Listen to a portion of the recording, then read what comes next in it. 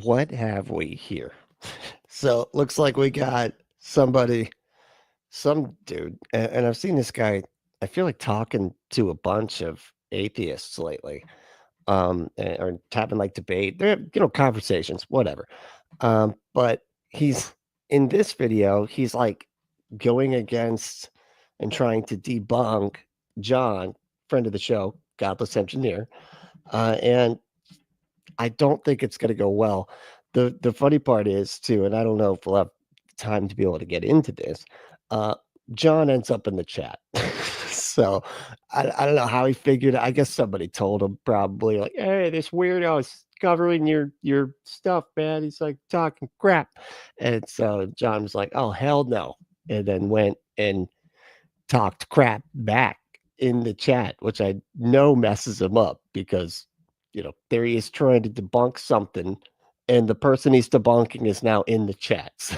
So it's just kind of funny. Anyway, we'll see where we get with this one, but yeah, it should be pretty fun. We're gonna start here. We got a lot to cover today. It's just gonna say it's gonna get crazy, but we're gonna do some normal stuff before it gets too crazy. But here we go. I'm Brentley, and this is the Punk Apostate. Let's go.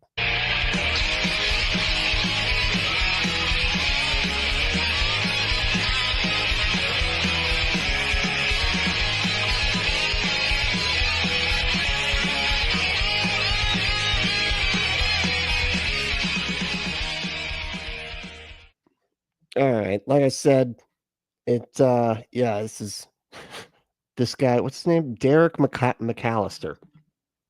He's an up and comer. He's a coming upper. Um, and if you want to come upper, wow, that was perfect. Go to AdamandEve.com. I don't even have it ready because it's too early. Go to AdamandEve.com. Wow, that was perfect. That was amazing. Go to to get 50% off almost any one item, 6 free movies, 3 free gifts, and free shipping on the whole order. Go to AdamandEve.com. Enter that code word Brentley. It's too early for ads. But if you want to hit the like button, it's not too early to say that. That's something you're supposed to say within the first 3 minutes or something like that. Anyway, apparently, according to the YouTube gods that dictate that kind of stuff. I don't know. Anyway, here we go. No empirical evidence for any of the topics that he listed. So therefore, there's no reason for us to believe that. So there's no empirical evidence for things like seeing God, seeing the soul, all these sorts of things. Of course, there's no empirical evidence for something that's not empirical. So empirical means using the 5 senses, right? Your senses like taste, touch, smell, hearing, sight, right? That's what empirical means? Okay. I thought empirical, well, okay. I mean, I guess you would evaluate that with your 5 senses, but I thought it was like specifically stuff that you could demonstrate to other people. Like, you know what I mean?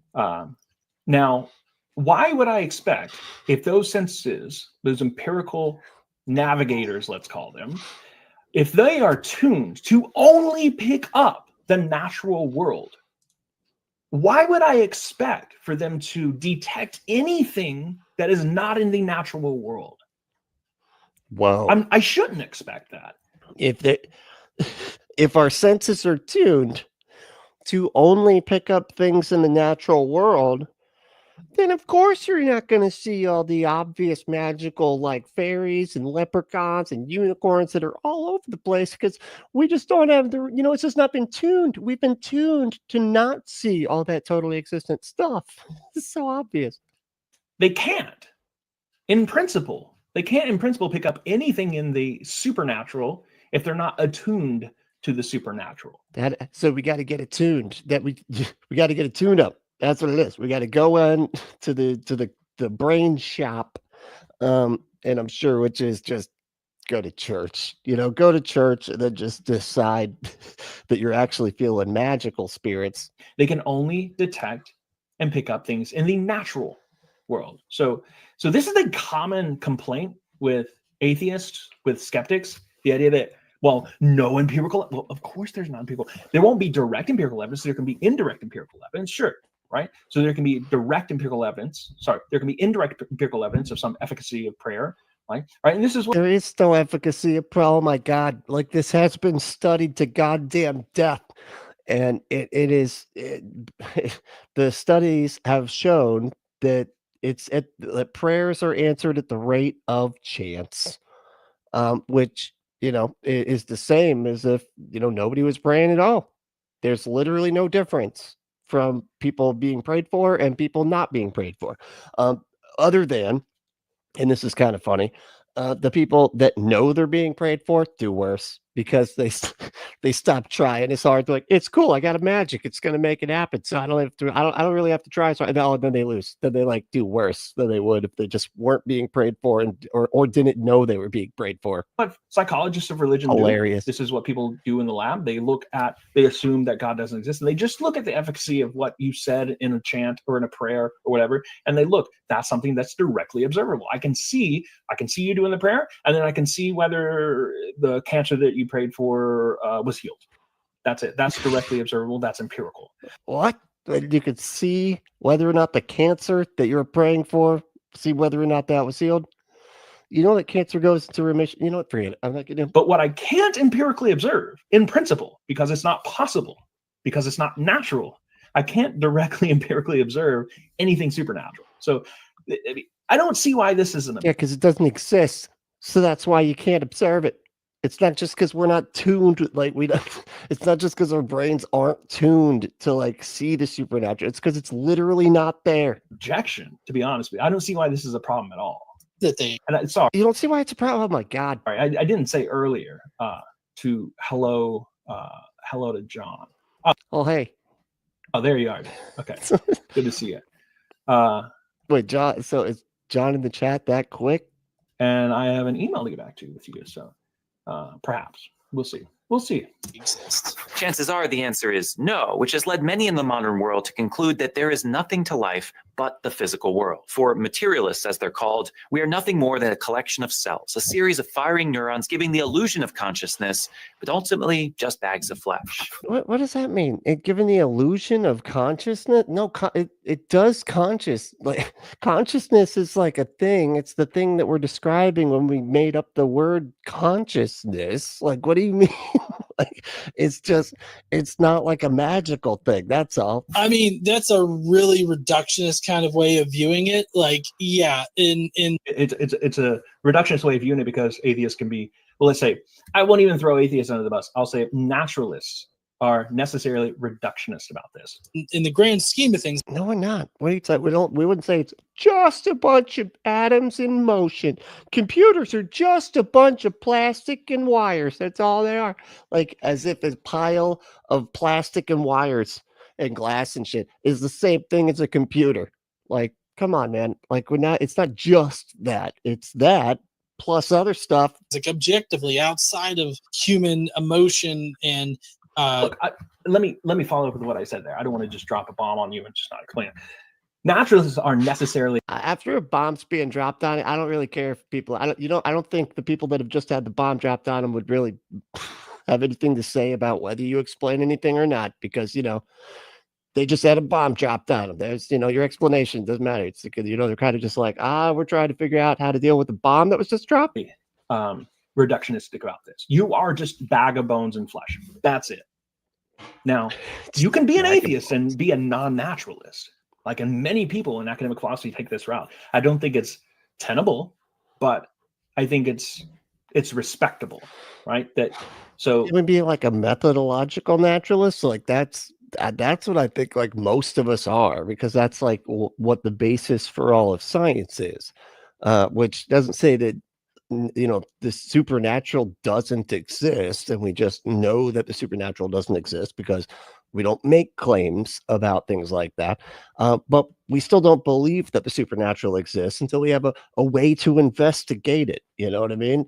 I said investigate with the weirdest emphasis there. But anyway, but that, yeah, we have to be able to investigate it. We have no reason to think that it does exist. We're not saying that we know that it doesn't exist. We're just saying we don't have reasons to think that it does. And we're patiently awaiting evidence for it. So I think that to be a naturalist or a materialist is a really untenable position. Because I mean, so here's why. So if naturalism is true, that means that only the natural world exists. Like, no, in other words, like it's an anti-supernatural sort of position, right? Not necessarily. Not from the methodological naturalist. He's thinking of like philosophical naturalism. And it's not just anti-supernatural, but it's anti-anything non-natural. So it would exclude things like numbers, colors, so on and so forth, any universals, any transcendentals, anything like that in philosophy. What? What are you talking about? Like, we don't believe in numbers now? If you're a naturalist, sorry, you can't believe in numbers. Sorry. Hey, those are outside of what's natural. What? And I've done philosophy enough that I've encountered some really powerful and knockdown, drag out arguments that really devastate the naturalist. You should quit drinking so much, man. That's a surefire way to getting knocked down, drag out fights. And you don't want to be like that, okay? Because it's not fun for anybody. You know what I mean? Take a materialistic position. If you like, I can show you these, but it's called the waning of materialism. I think there's like 26 philosophers in that volume I think that was published in 2010. All but what? Believe in the supernatural? Not mistaken, Oxford University Press, so it's really good, credentials there. I'll tell you something. I've not been published in Oxford University. I mean, my God. Let's just say that you don't just get that as your free card just because you got a doctorate and several degrees or something like that. So it's top-notch research there. And philosophical research, is that what by philosophical research we mean just sitting with your hand under your chin just for hours, just thinking, just being like, what about that, huh? What if everything was just, I don't know. I mean, I don't know what philosophers think. And published in 2010, like I said, and just ask a lot of questions. That's pretty much it. Did they answer them? No. But they ask a lot of questions. It's got, I think, 26 different chapters and contributors in there that all have, they're academic philosophers, all have concerns about materialism. And it doesn't see that they have concerns. They're like, I don't know, man. This stuff seems like, I'm concerned. Our kids might be exposed to this material stuff that these. John is aware of this, but hopefully you are now. Human worldviews. Are we bags of flesh with energy running through them that operate in the ways that we do? Sure. You can look at it from a very naturalistic kind of way. I prefer to look at human society and humanity in general from a very human perspective, in that doesn't make sense. I would like to look at it from a very human perspective. Sorry to cut you off. I would look. I said I would look at you. Well, I feel like we need the context, man. Don't just chime in. All right, you'll discover the more that you do this. Okay, that if you interrupt them mid-sentence like that and be like, that's stupid, that you got to wait for them to finish. Okay, because in 2 seconds you're probably going to look dumb. Place value on other people in our society. I place value on other people in my life. And okay, let's say something here. So first of all, it seems like, do you get why he said I take a human? See, well, you got to let him finish first. He's a little bit confused here because he's going the naturalist route, but he's not wanting to commit to the naturalist commitments here, right? So he's saying that I'm a naturalist. You want to commit to the naturalist commitments? That's stupid. That's redundant. You're dumb. I'm a materialist. Maybe he's not. You can correct me on that since you're in the chat. But I'm not. Oh, he's already. Wow, John got in the chat quick. You can see he's already flustered. It's like, fine. Oh my God, he's here. Because he probably, you know what it is. I wonder if he tagged him.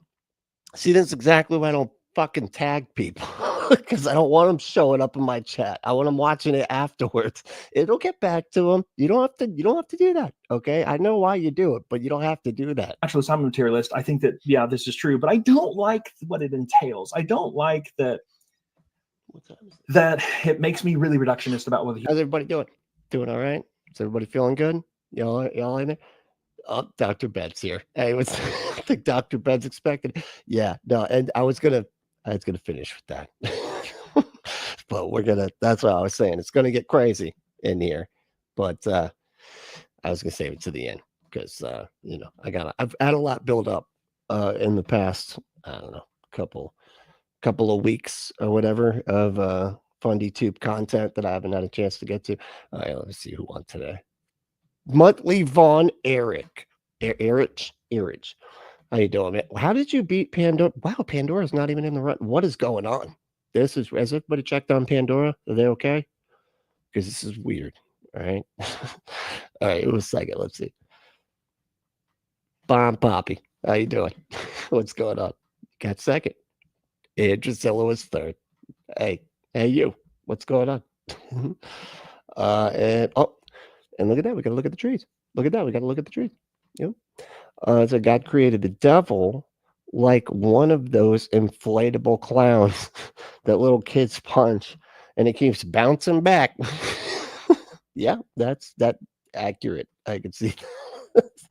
Yeah. I guess, what was the question? Hold on. Wow, we got we got almost a 50-50, which is, usually my chats don't have such a divide like that. So did God make the devil so he could have an excuse to let people suffer? Please pound that butt. Wait, I'm sorry. That's part of it. That wasn't part of the poll. But 11 votes. Wow. Okay. No, yeah, that is I don't know where I would be. I think yes. I think God or people invented God, and then by extension also invented the devil, so that they could make an excuse for the suffering of people. That would be my estimation on the matter. Let's see who else here. Jessica. How you doing, Jessica? Got all the Richard Lorenzo ones. Nice. Perfect. We also got John. Hey, John. What's up, dude? So I just got lunch. Nice. It is lunchtime. No, it's not. It's not lunchtime. It's almost dinner time. But that's where I'm at. And time can be different. Depends on where you're at. It's crazy. We also got Andrew. How you doing, Andrew? What's up, man? And let's see. Where we go? Oh, there's Dr. Ben. Hey, Dr. Ben. What's up? Yeah, we're going to be reacting. So we did the show Holy Spirits, which you got to go check that out. If you haven't checked it out yet, it's phenomenal. It was awesome. And that's right. Yours truly was on it. And drank a bunch of brandy and beer and told a story about a talking donkey. It was delightful. And I was there on there with John the Skeptic. So that was really cool. So just check that out. I'll put the link in the show notes there. But here's the kicker. An extra show came out yesterday. Yeah, yesterday, of me reacting to a children's video about the talking donkey story. So, we're gonna watch that for like I don't want to say at the very end, but like in about an hour, 20 minutes or something like that. Yeah, second half of the show. I got to get through some of this stuff I've been piling up. You know what I mean? Anyway, but what else we got? Oh, Rainbow Ash, how we doing? What's up? It's good to see you. Oh yeah. And then we got, let me see who else. We got Marduk. What's up, Marduk? How you doing? Dr. Douche. Dr. Douche. Nice. Yeah. He kind of does have that feeling. Ryan, how we doing? What's up? Well, you have some really good content coming out lately. Holy shit. Just like, I don't know. How do you make so much? You know what? You have AI editing all your stuff, don't you? And writing it. I don't know how. It's impossible. I don't know how you're doing all that. So it's not fair. How do you make so much content? It's crazy. No, it's really good though. If you're not subscribed to Ryan, go do it right now. She's got awesome stuff. Anyways, hey, you're saying hey. Oh, and Matt Big, how you doing, man? What's up? It's clothed and everything. This is crazy. Oh, God damn it. Never mind. No, he's not. But I don't even know why I thought that. I'm just like, oh, look, he's being respectful. Nope, he's not. Still running around naked in the chat. Just embarrassing everybody with his pale white ass. I like rather to think of this magical story. He likes thinking about this. So here's another magical story. If you like, there's this magical story. Let's sit down for this one that naturalists like to tell themselves. Even though the natural world is all that there exists and the material world is all that exists, there's this magical thing called meaning that we like to invent. And somehow, and he's going to say, well, it means something to me. Sorry, bud, that doesn't matter. If naturalism and materialism is true, and if atheism Who does it not matter to? It's oh, it doesn't matter to you. To who? Who does it not matter to? Because stuff mattering has to matter to somebody. So what the fuck? What is happening? How you doing this, man? the worldview is true, then it's a short slide into nihilism, that there is no meaning. And you want to be existentialist about that, that's fine. Sorry, I'm using a bunch of jargon, but yeah, we are way confused. You said nihilism, existentialism. That's it, just those two. And we are lost to us simpletons. We don't know the words like that now, do we? if you want to be existentialist about I'm an absurdist, by the way. Okay, I'm neither a nihilist nor an existentialist, although it is very much similar. It's a lot more similar to existentialist than it is a nihilist. this, it's like, well, we can create meaning, right? There is no meaning in the world, but we can create our own. And that's what he's trying to do here. But that is just about as It doesn't matter if it matters. Hold on, let me pull that up. That was funny. Just silly. It doesn't matter if it matters to me. Well, then fuck you then, huh? What the fuck? Oh, hey, Raymer, how you doing? I didn't even see you there. The devil to me is a rebellious fictional character. I agree. Yep, that sounds about right. Yep, probably. magical as his assertions or his claims or his accusations of Christians being magical in their thinkings about God. I think that's Dude, you literally believe that a woman made of a rib was convinced by a talking snake to eat a magical fruit, and that's why God had to sacrifice himself to himself in order to convince himself to save the world from himself. You don't think that kind of magic is a little different than like stuff matters to people? Really? even a worse. I think there's even worse special pleading to like nothing has meaning except for the meaning that I assign. I mean, even if that's true, then ultimately doesn't matter. That's not what we're. Oh my God, you're saying stuff has to matter to nobody. You're saying that if it doesn't matter, like that it has to intrinsically matter or whatever. Like we're saying, it's not that it's just only matters to me. It's just that it matters to people. Like all sorts of people have things that matter to them. What the fuck? There's no meaning. Like, even you say, well, it means a lot to me. Well, who cares? Who cares? Like, I mean, think about that in like a legal perspective, right? It's like, well, you broke the law. And if you want to be like, well, to me, it feels like I didn't break the law. Who cares? Like the reality of the situation is you broke. But that's why we have courts and lawyers and people that, and a whole system that says that you're innocent until proven guilty. Because if you feel like you didn't break the law, and somebody say, and a cop or, that they say that you did, well, you can defend yourself. You can actually go, oh, no, here's how, like, because we could have different opinions about this type of stuff. What the fuck? Law. Like, you're in a similar situation. The reality of the situation is there is no meaning. It doesn't matter what you feel like there is. It's just, there is no meaning. General, it's all. I'm so confused by this. There is no meaning. It doesn't matter if you feel like there is. There is no. I'm lost. I'm so confused. Like, is there meaning or isn't there? Like, if we're saying that there is no absolute meaning, and there's it, then yeah, it's like, because basically what they're trying to say is that like their meaning, what's meaningful to them, has been prescribed to them by the thing that caused the universe and created them. And we're like, yeah, I don't think that's true. And you're like, oh, then what's meaningful to you? Because if it's not what's tied to the beginning of the universe and some being that made you to be fulfilling your fucking magical duty on this rock flying through space, then nothing can mean anything and nothing matters. And it's just like, dude, you can make up your own meaning individually and have things that mean stuff to you, you're still doing that too, sir. You're just deciding that what you think is meaningful is your religion. And then you're just acting like that matters more than what might be meaningful to somebody that isn't your religion. About a matter of perspective. Him reducing it to that and proclaiming that atheists view it this way is just a bit ridiculous, because he's not an atheist himself and he can't tell us how we view ourselves or humanity in general. So this is this funny and a silly sort of criticism. He's not atheist, so he can't tell us how atheists feel. Well, he knows the logical space. Similar with me. Like, are you just going to say? I mean, do we just say that about anything? Well, you're not Palestinian, so you can't talk about the war in Palestine right now.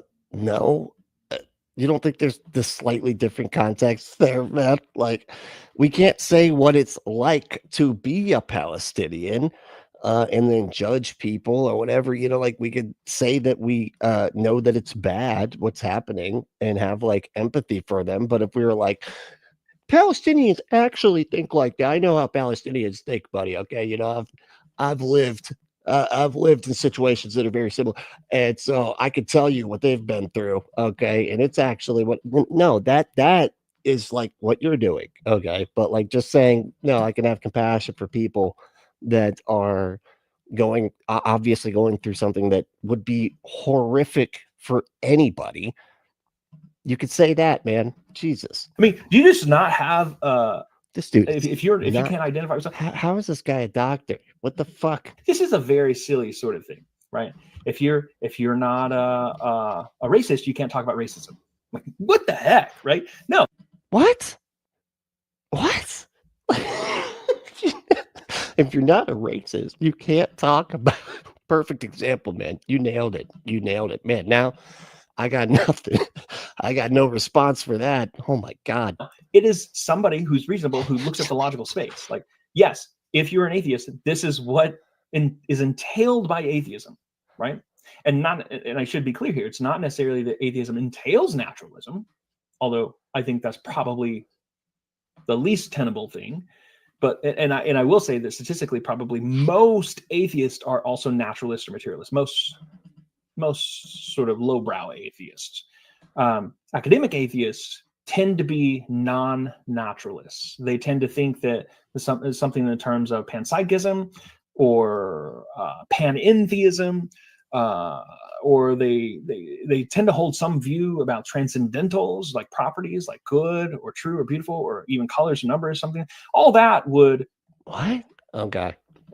I don't know if I agree with any of that, but Andrew said, hey, Apostate, I saw the little ad for the t-shirt, and I added some pop to the image and got rid of the black box. Oh, okay. Yeah, can show you. Yeah, please do. But Pop, are you in the Discord? Pop it in the Discord. Let's see it. We got an art section in there for that reason, and we have used art from the Discord on the products that we sell. So, yeah, if you want to do that, that'd be awesome. Reject materialism, but panpsychism again. I always forget. Hold on. I feel like I've looked this up like 30 times. Hold on. Sorry. Panpsychism. P. I imagine PSYCA. There it is. Yeah, I was close too.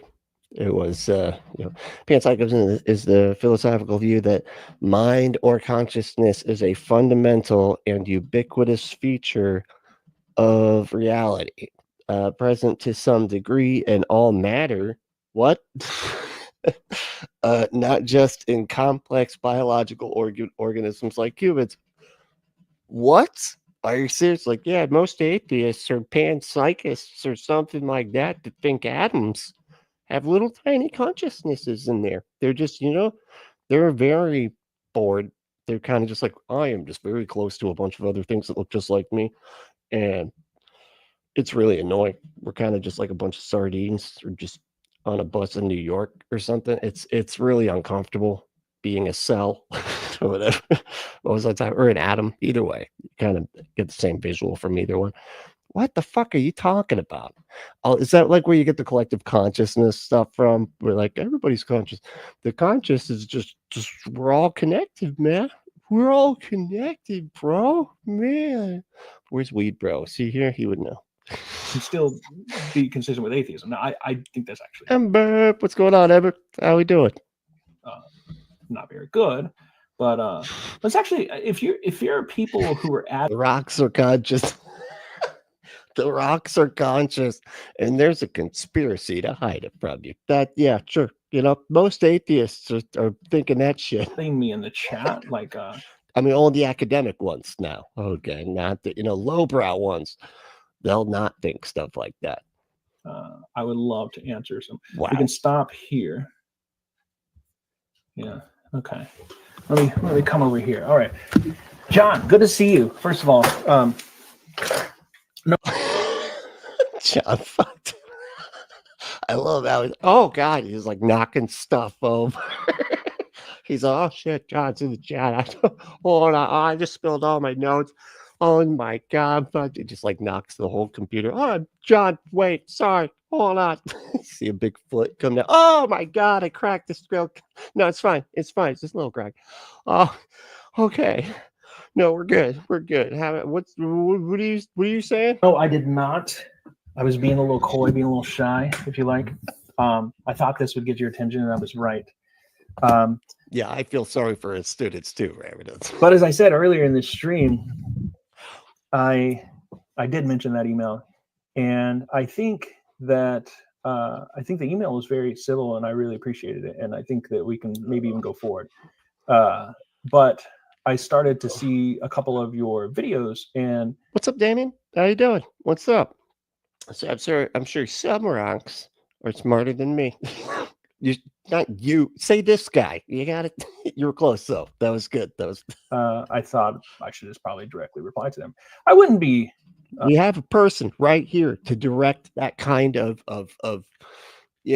insult at, and we don't talk badly about ourselves around here. Okay, only positive self-talk. That's how we do it.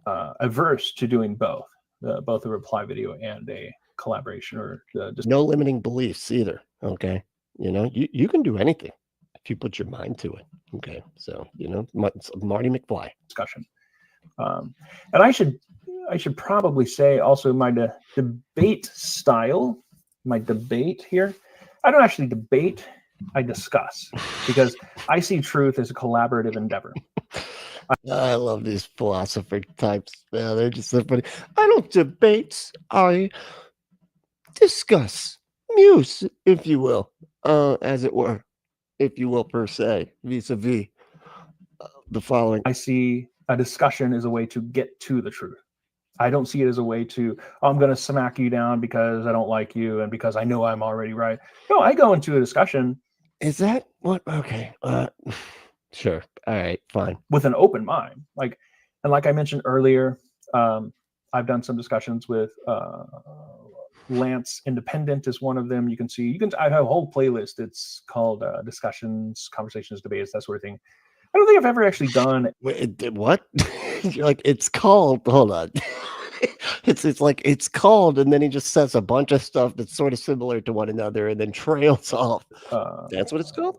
Lance Independent is one of them. I have a whole playlist. It's called discussions, conversations, debates, that sort of thing. I don't think it's called discussions, conversations, debates, that sort of thing. Whatever.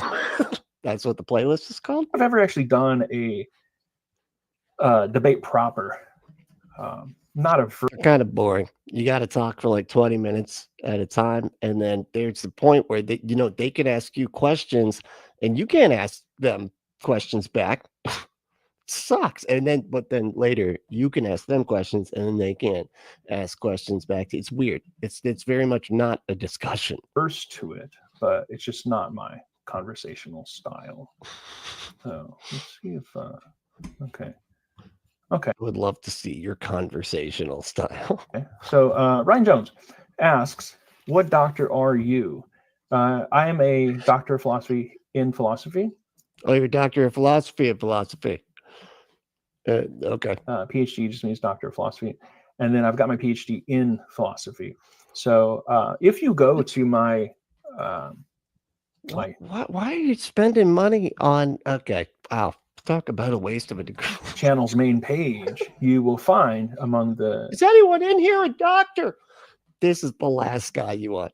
Like, I'm a doctor. Okay, well, they're sick. They're lying on the ground. I think we might need to give them CPR or something. Doctor of philosophy, tell me, sir, what do you think about pants? Like, do you think that all rocks maybe have consciousness and all your cells are actually little smart little things in there that are all thinking too? What do you think? He's dead. Shit. I'll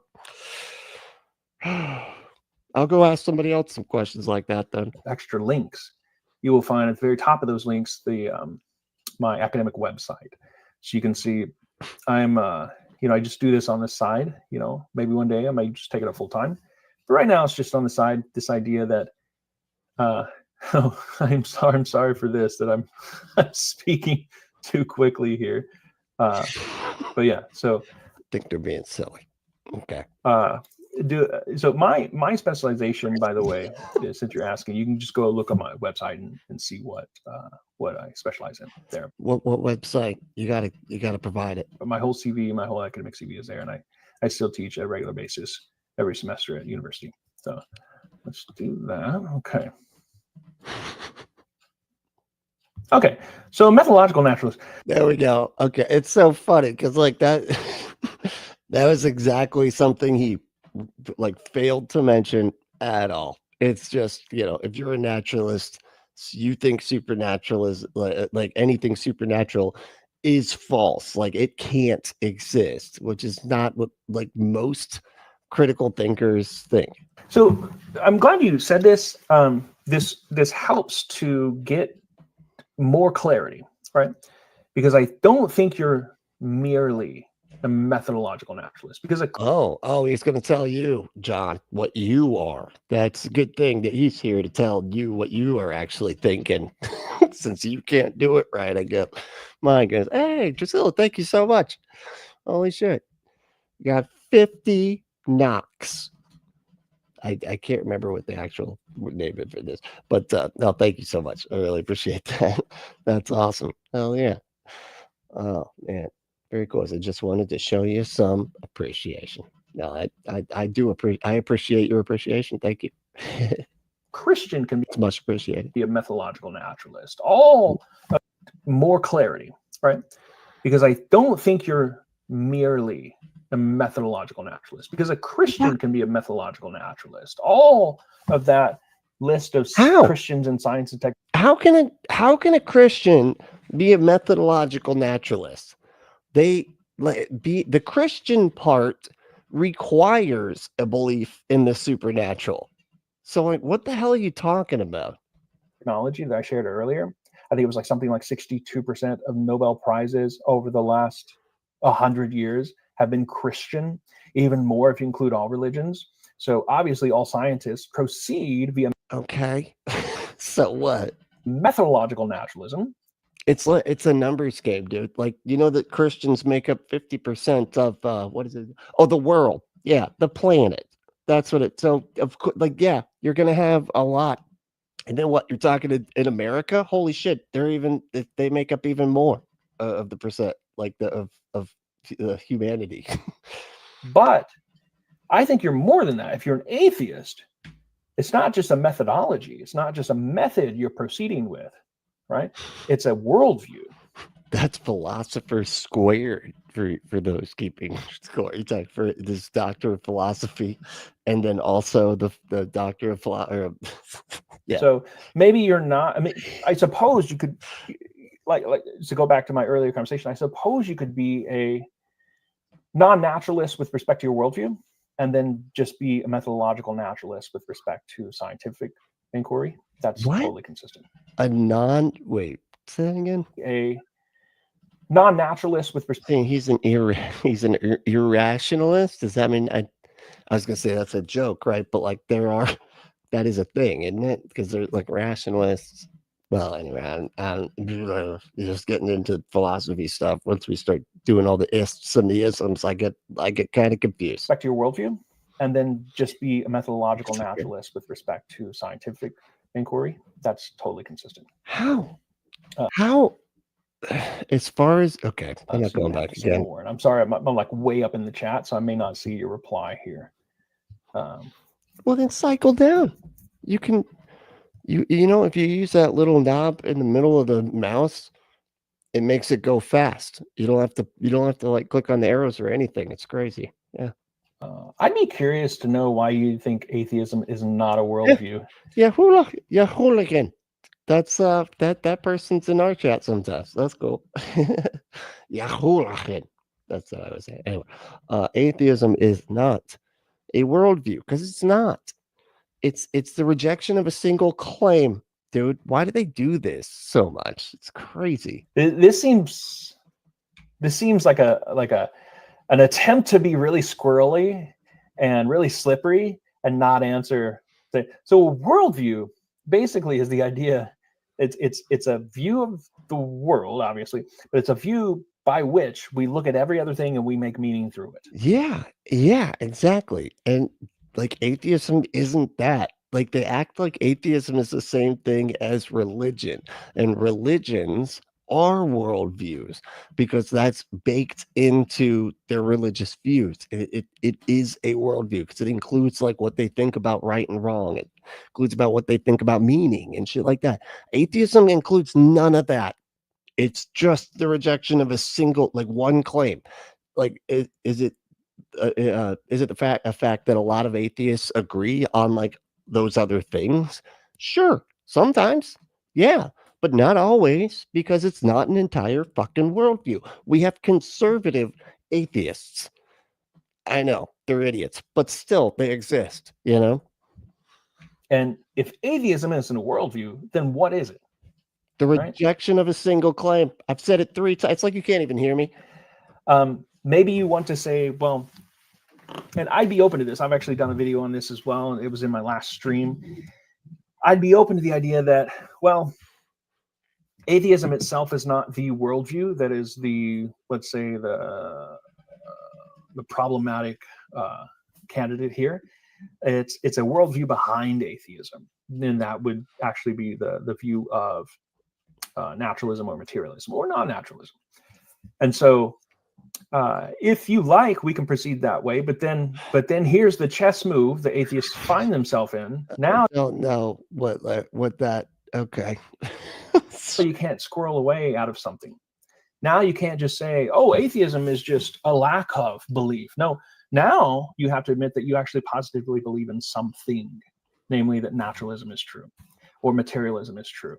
And if you're going to do that, well, checkmate, because methodological naturalism leaves the door open so that you know, if we find evidence for supernatural whatever, then we can then you can include that in your world.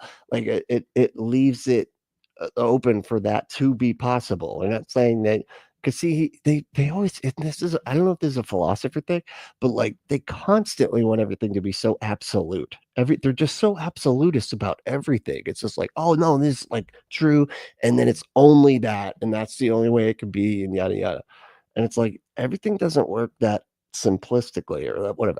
You know, philosophy is just like bouncing back and forth between like oversimplifying complex shit and overcomplicating simple shit. Those are really untenable positions in my view. If you like, we can do a future stream or future video with respect to those. Like I said, the wing of materialism. Yeah, exactly. It's like rainbows. Like that's not atheism. That's naturalism or materialism. Is one initial place to. And I honestly don't even know. Like I guess methodological naturalism, but like mainly just because that is the basis for science. But like I don't know. I'm not like up on like every like whatever it is that, like, because I feel like materialism is like the thing that's like says like only the material world exists. And again, that feels like a very bold claim that is quite absolutist to like to where I would be like, I don't know. I don't know if that's true. I don't, you know, and well, I don't know. I was gonna say like, well, even if we just did discover something about like that seems supernatural, wouldn't that be part of the material world if like that we just didn't understand? I don't know. There's a lot that you can talk about there, but I don't know. Look for very strong arguments against materialism. Yeah, exactly. It makes sense. We believe in questioning everything, not bowing down to to a non-existing entity. Yeah, to claims of shit like that. We're not into bowing down for stuff like that because if you do believe, and this is like you could see this from like paranormal type people. It if you do leave it open and you're just like, no, yeah, that's something I believe in. Well, then you're just open to be lied to about everything. Doesn't matter. Look at some of those paranormal people or whatever. You could tell them fucking anything. They'll believe it, because they're just like, yeah, of course, because ghosts, yeah, the Annabelle doll totally had a bunch of demons in its head. Like, or yeah, the aliens, also aliens did probe you. Cool. No, yeah, I knew it. I knew they were doing that sort of thing. And so I am actually convinced that you're telling me the truth about being probed by aliens. Like, what the fuck, dude? Like, you're making it so that people can just literally lie to you, and there's not. You're just like, yeah, whatever. Okay. Yeah, so we make up meaning all the time. Appreciate this, Sean. That's true. But my personal meaning is not the same as ultimate meaning. I think we could agree with that. What the fuck does that mean? My personal meaning is not the same thing as ultimate meaning. Okay. What is I don't know who ultimate is, and I don't really care what matters to, and is meaningful to Mr. Ultimate, but I don't know what that means. So if I had a personal goal, let's say, it would bring meaning. If I set out in my life to decide for myself that we are living in a material world, and I am a material girl.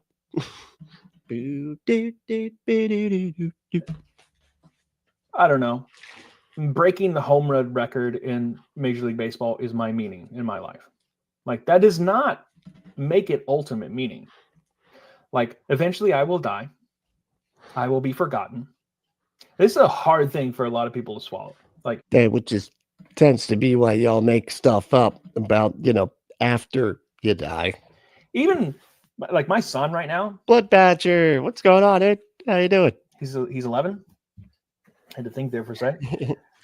He'll of course remember me once I'm dead and gone, but the generation after that, my grandchildren, or might not want to, depending upon how your relationship is with them. You know what I mean? Just depends. The generation after that, generation. I bet none of you in here know who your great grandparents are.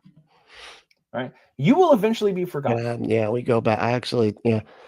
I do. We go back all the way to Scotland, and there's we have a crest and everything.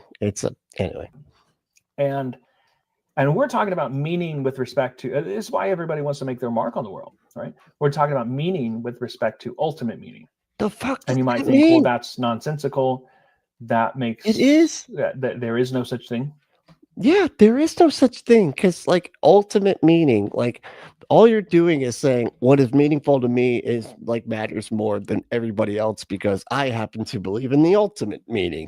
It's like all it is like another way that like people try to act like what they want everybody to do needs to be followed because what they're saying is also what God happens to be saying. So you better do it. Otherwise, you're going to be torture murdered for all eternity, But it's like, it's not me. It's God. I just happen to agree with God about you guys doing bad stuff. So, my meaning is the ultimate meaning, which means it matters more than whatever you weirdos think is meaningful. And then we can have a conversation about that, right? But we're talking about ultimate meaning. We're not talking about my goals in life. I mean, gosh, you remember that in the news a month or two ago, there was a lady who decided to sleep with like over 1,000 men or something like that.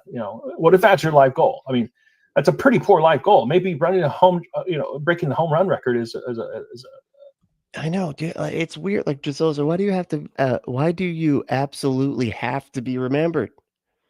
It's just enjoy life. What the hell? I'm right there with you. Like, I do not care about that. I'm like, I'm just living for now. I'm just gonna have a good time, and when I'm not here, I will cease to have the good times. But I hope everybody else continues to after I'm gone. But I'm fine with not being here. A nice goal. It's a better goal than that. But like, what makes you think that it should be better than than sleeping with a bunch of people? What? What the fuck? What? I have no idea what he's even talking about. Okay. He's just blabbering pure nonsense. He is. He literally is. Because it's like, what are you even saying? You're saying it's not meaningful to have sex with a bunch of people. Maybe it is. Okay. Maybe that is the ultimate meaning. What if the ultimate meaning is that there is this ultimate sex god that like wants everybody to just be out, like using, I don't know, adult toys? Maybe that you can get it like adamandeve.com. Just saying, go to adamandeve.com, enter code word Brentley at checkout to get 50% off almost any one item. 6 free movies, 3 free gifts, and free shipping on whole order. Go to adamandeve.com, enter code word Brentley. It is the meaning of life to have sex with as many people as possible. Also, be responsible, okay? And take accountability, all right? Shit. It's messed me up. All right. All right, there we go. Okay. I don't believe in ultimate or transcendental meaning. That's fine. We can have that conversation. That's fine. That's fine. We can have a conversation. Here's what I will say. If God exists, get that down first, right? And you're going to say, well, God doesn't. But this is a hypothetical and conditional. If God exists, then ultimate meaning exists.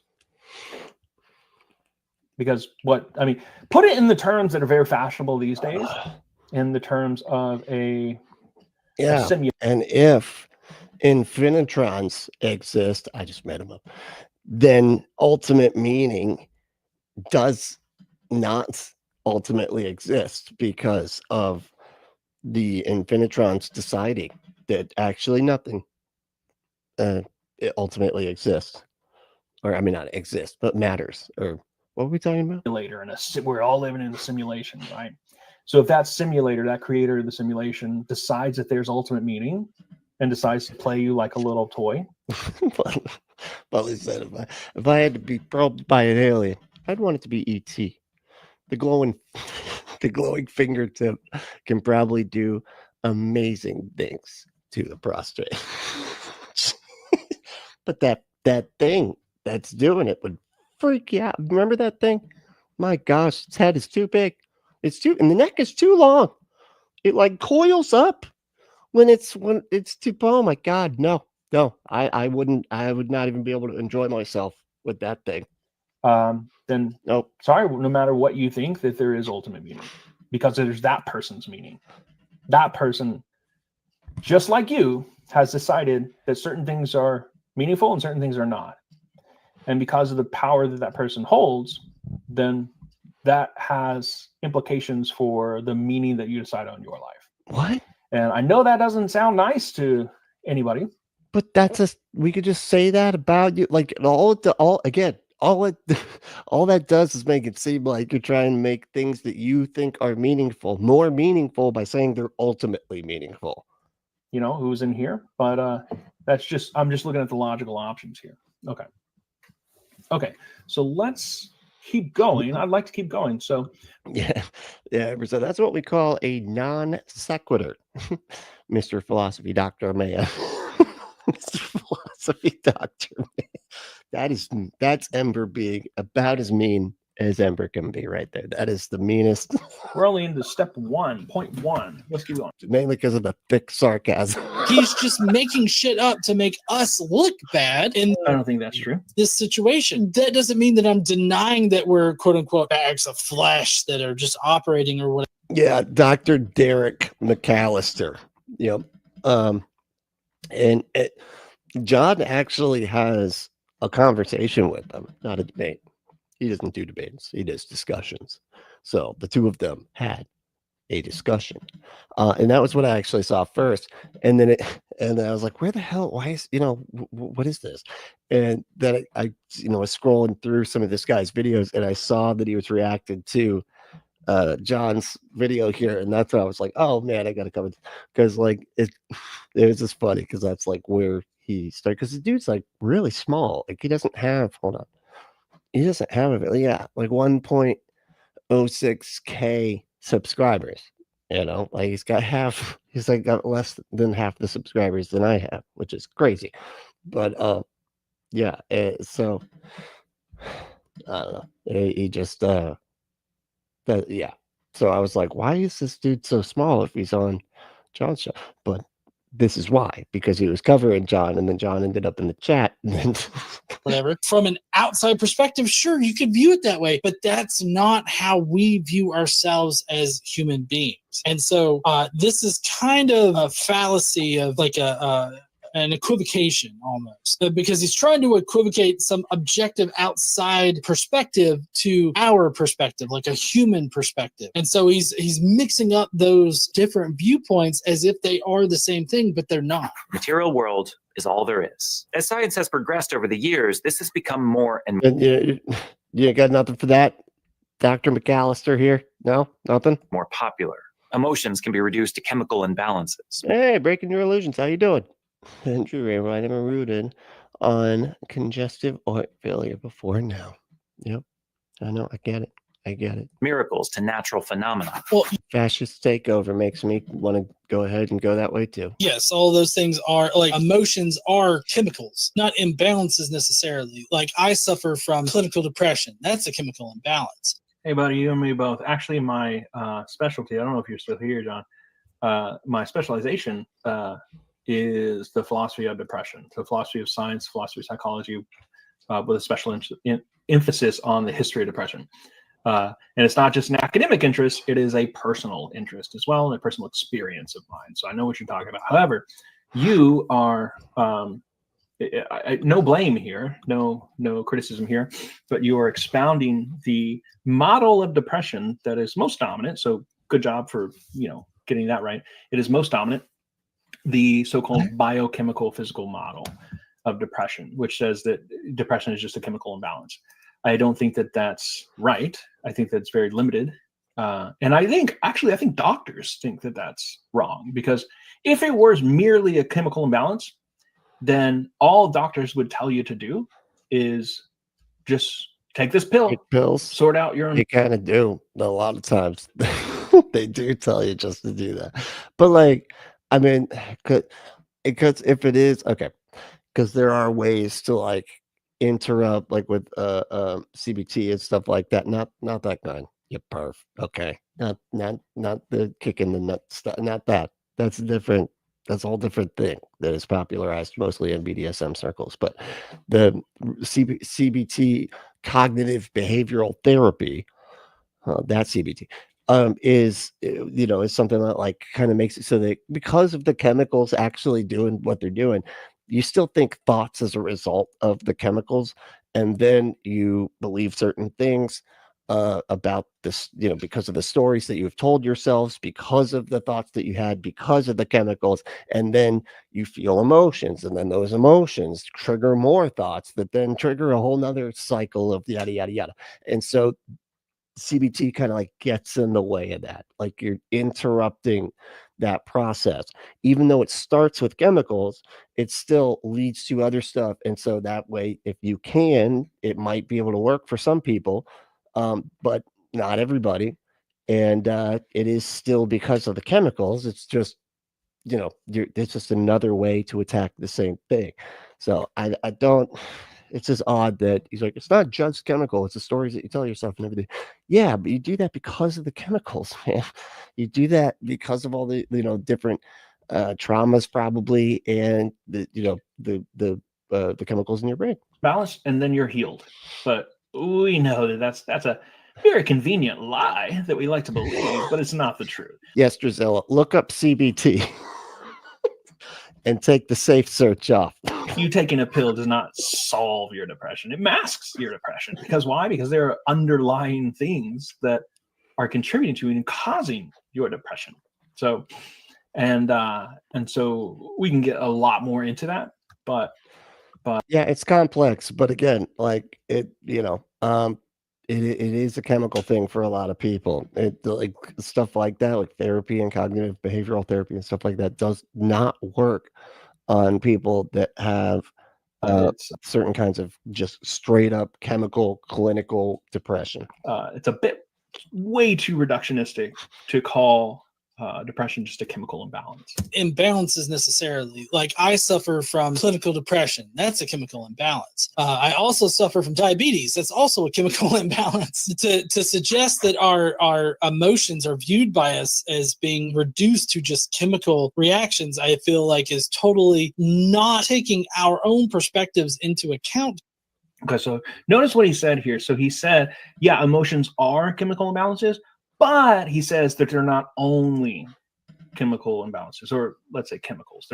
They're chemicals, but they're not only chemicals. Yeah, you're right, but you're borrowing from the theistic worldview, or at least from a non-naturalist worldview. Oh my God.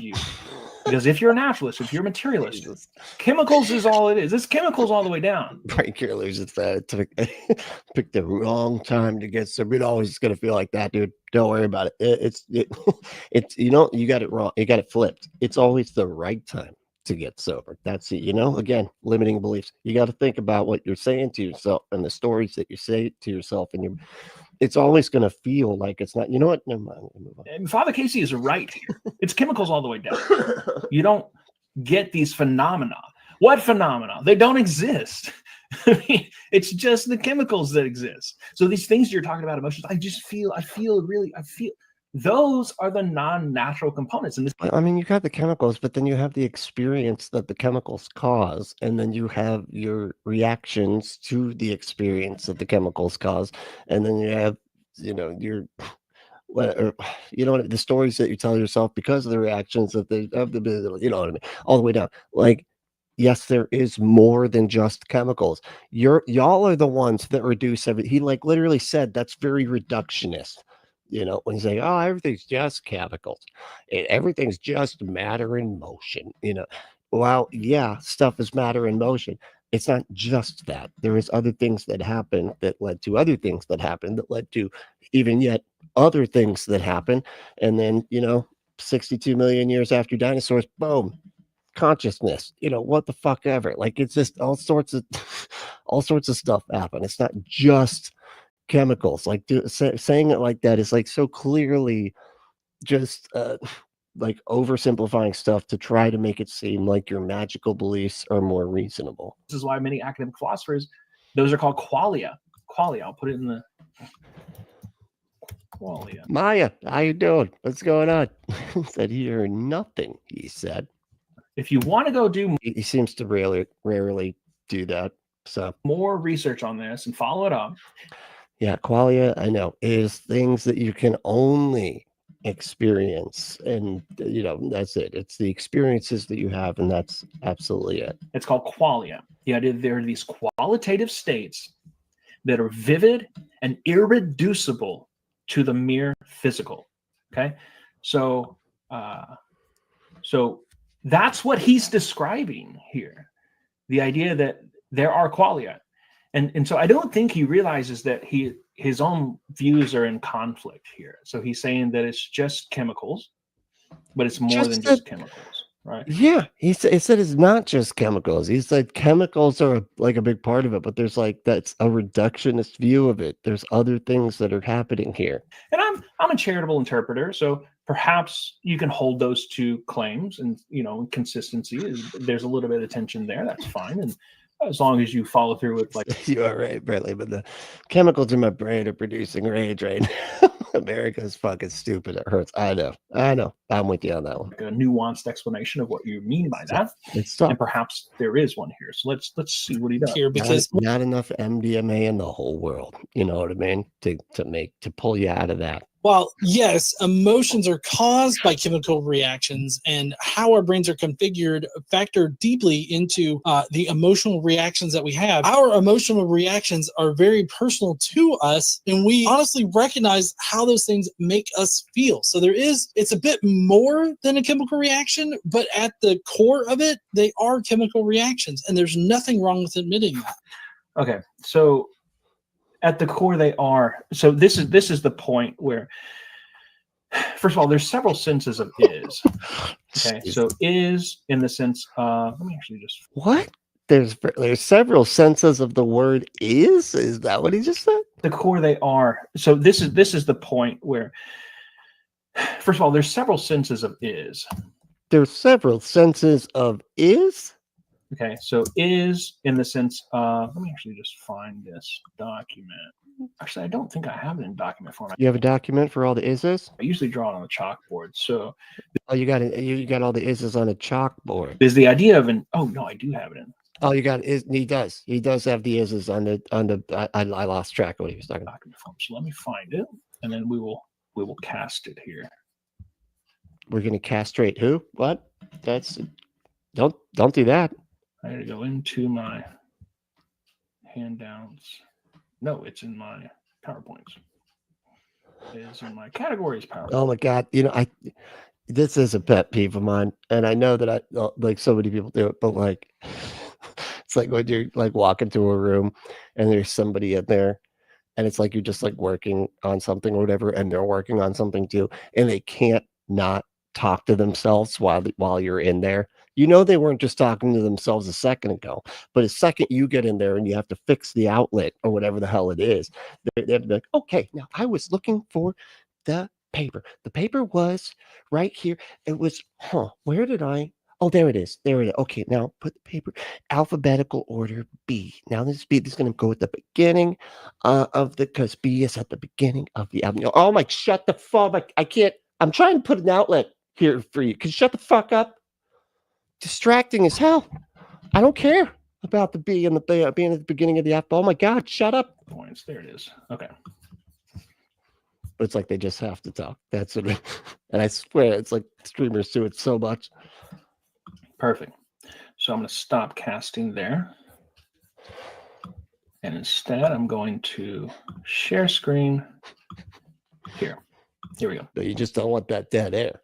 The thing is, what you need to learn to do is tell some dad jokes, just tell some random dad jokes while you're looking at stuff. You don't have to describe anything you're doing. Just tell the dad jokes. All right. So hope you guys can see that. Okay. This is PowerPoint and aerosols categories, but if we keep going down here, we have different notions of is. So he claimed that holy shit. Are we really?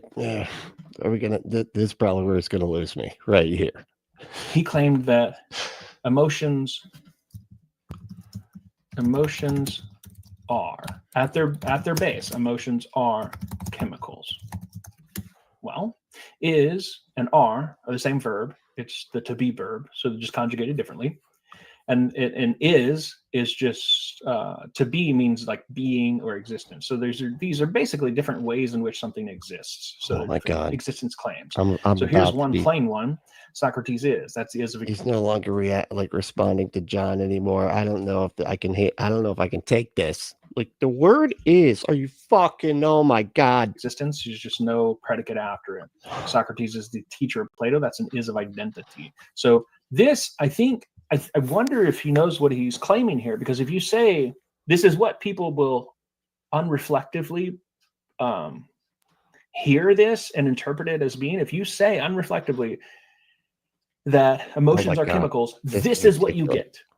Like emotions are identical to chemicals. But I think he recognizes that tension. No, and he didn't say that. He said chemicals cause emotions. They're not identical to emotion. Like it's just weird to do this. He's like, but I don't mean that they're just chemicals. Okay, well, which one of these is it? Is it a central predication without which it could not possibly be? That's its essence.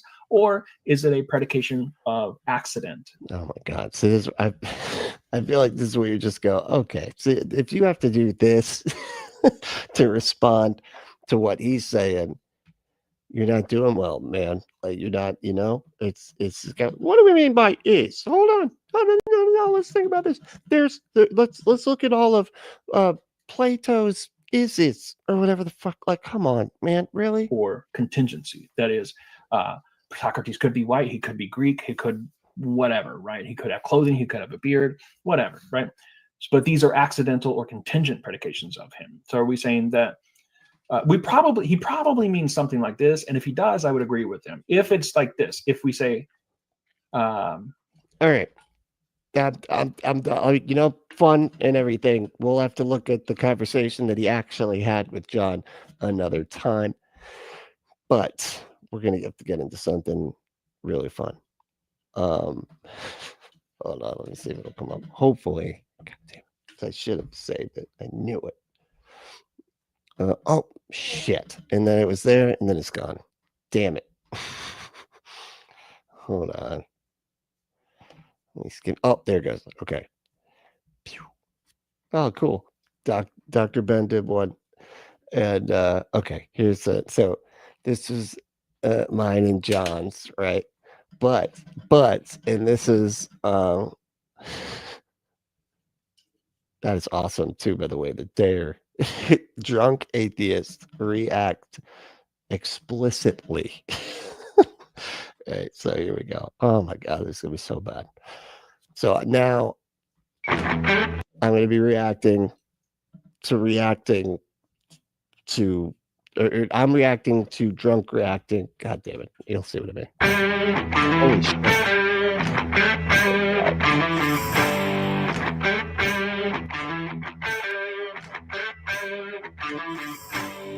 Do it.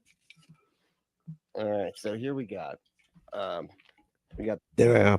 See, that's like three brandies deep and 2 beers. Okay, these kiddos, right? And it's a very diverse coalition, it seems, of kiddos. That's what I call it, a diverse coalition of kiddos. And oh my god, this is gonna be painful. I don't know. I don't know. Watching drunk me is just like, what the fuck? Oh my god, stop drinking. Don't do that anymore. They're like superheroes, kind of like the Avengers.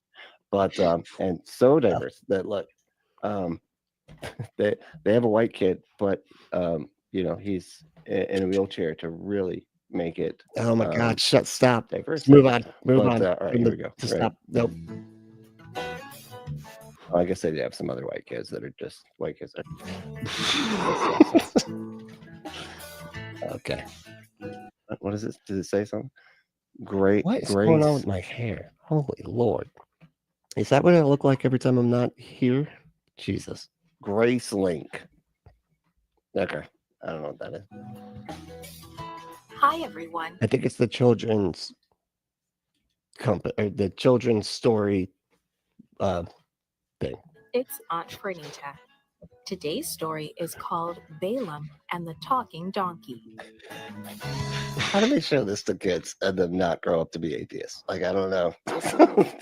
Did we like learn a story about a talking donkey at some point and they expected us to keep on thinking this stuff as we progressed past object permanence? Why did they make me ginger in this clip? You're not ginger? No? Okay. The memory verse is from John chapter 14, verse 23. It says, anyone who loves me will obey. Is this fucking AI? It sounds like AI. Anyone who loves me will obey my teaching. My teaching. Today's message is see, and that feels very manipulative. If you love me, you do everything that I tell you to do. That's what it means to love somebody. Obedience. Do what they say. Okay. Otherwise, what do you hate me or something? If you don't do what I say, it feels manipulative. we worship Like an abusive relationship. God when we follow. Yeah, that is though. That is exactly what it is. It's an abusive relationship. Christianity is an abusive relationship with nobody, though. That's the incredible part. It's an abusive relationship that you're conned into having with yourself. Unbelievable. His instructions.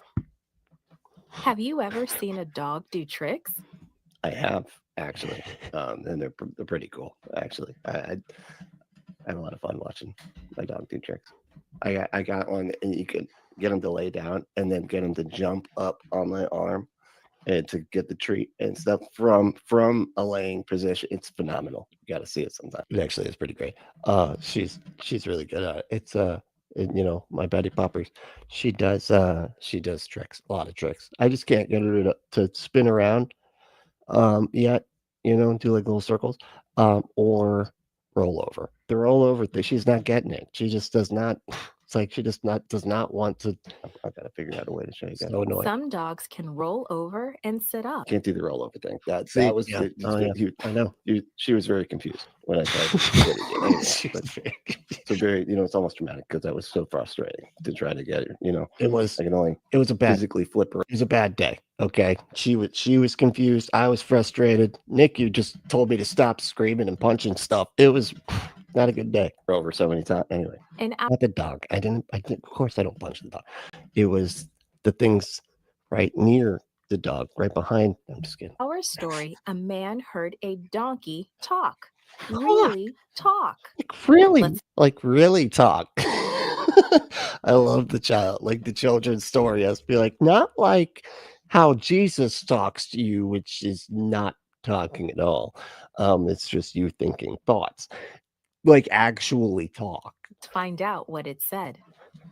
The Israelites. So, let's find out what it said. Could you be more robotic, lady? Jesus. I think she's AI. I don't think she's real. Drunk Bentley. Jesus. Please, you're talking to kids here. Okay. The Israelites were nearing the promised land, but the surrounding nations had tried to stand in their way, forcing the Israelites to go to war with them. After they've been starving, running around for like 40 years in the desert, no food, whatever, or just the manna stuff, just completely, out in the elements for that long. And now they're going to go to war with people. That's how do people believe this? Oh, they were forcing them. I love how they're just like, they're like whitewashing the history there. There's like, they forced us to genocide them. It's not our fault. There were some Hamas in there. But God was on their side, and each victory. There were Hamas in there. Jesus. I mean, I know it's a very serious subject, but that is kind of funny. Just say it, because that is kind of their go-to for everything. Well, then the hospital was a Hamas hospital. It was the Hamas hospital. That's what it was. That's why we had to blow it up. Sorry. Yeah. No, sorry. Yes, it's what we got to do. And it's the hospital. Sent a message. Balak, the king of Moab, knew he didn't have. It's Moab. Oh my God, this stupid lady. It's because it's for kids. They can't. They're not good. Moab. I don't know why I thought the Moab thing is so funny.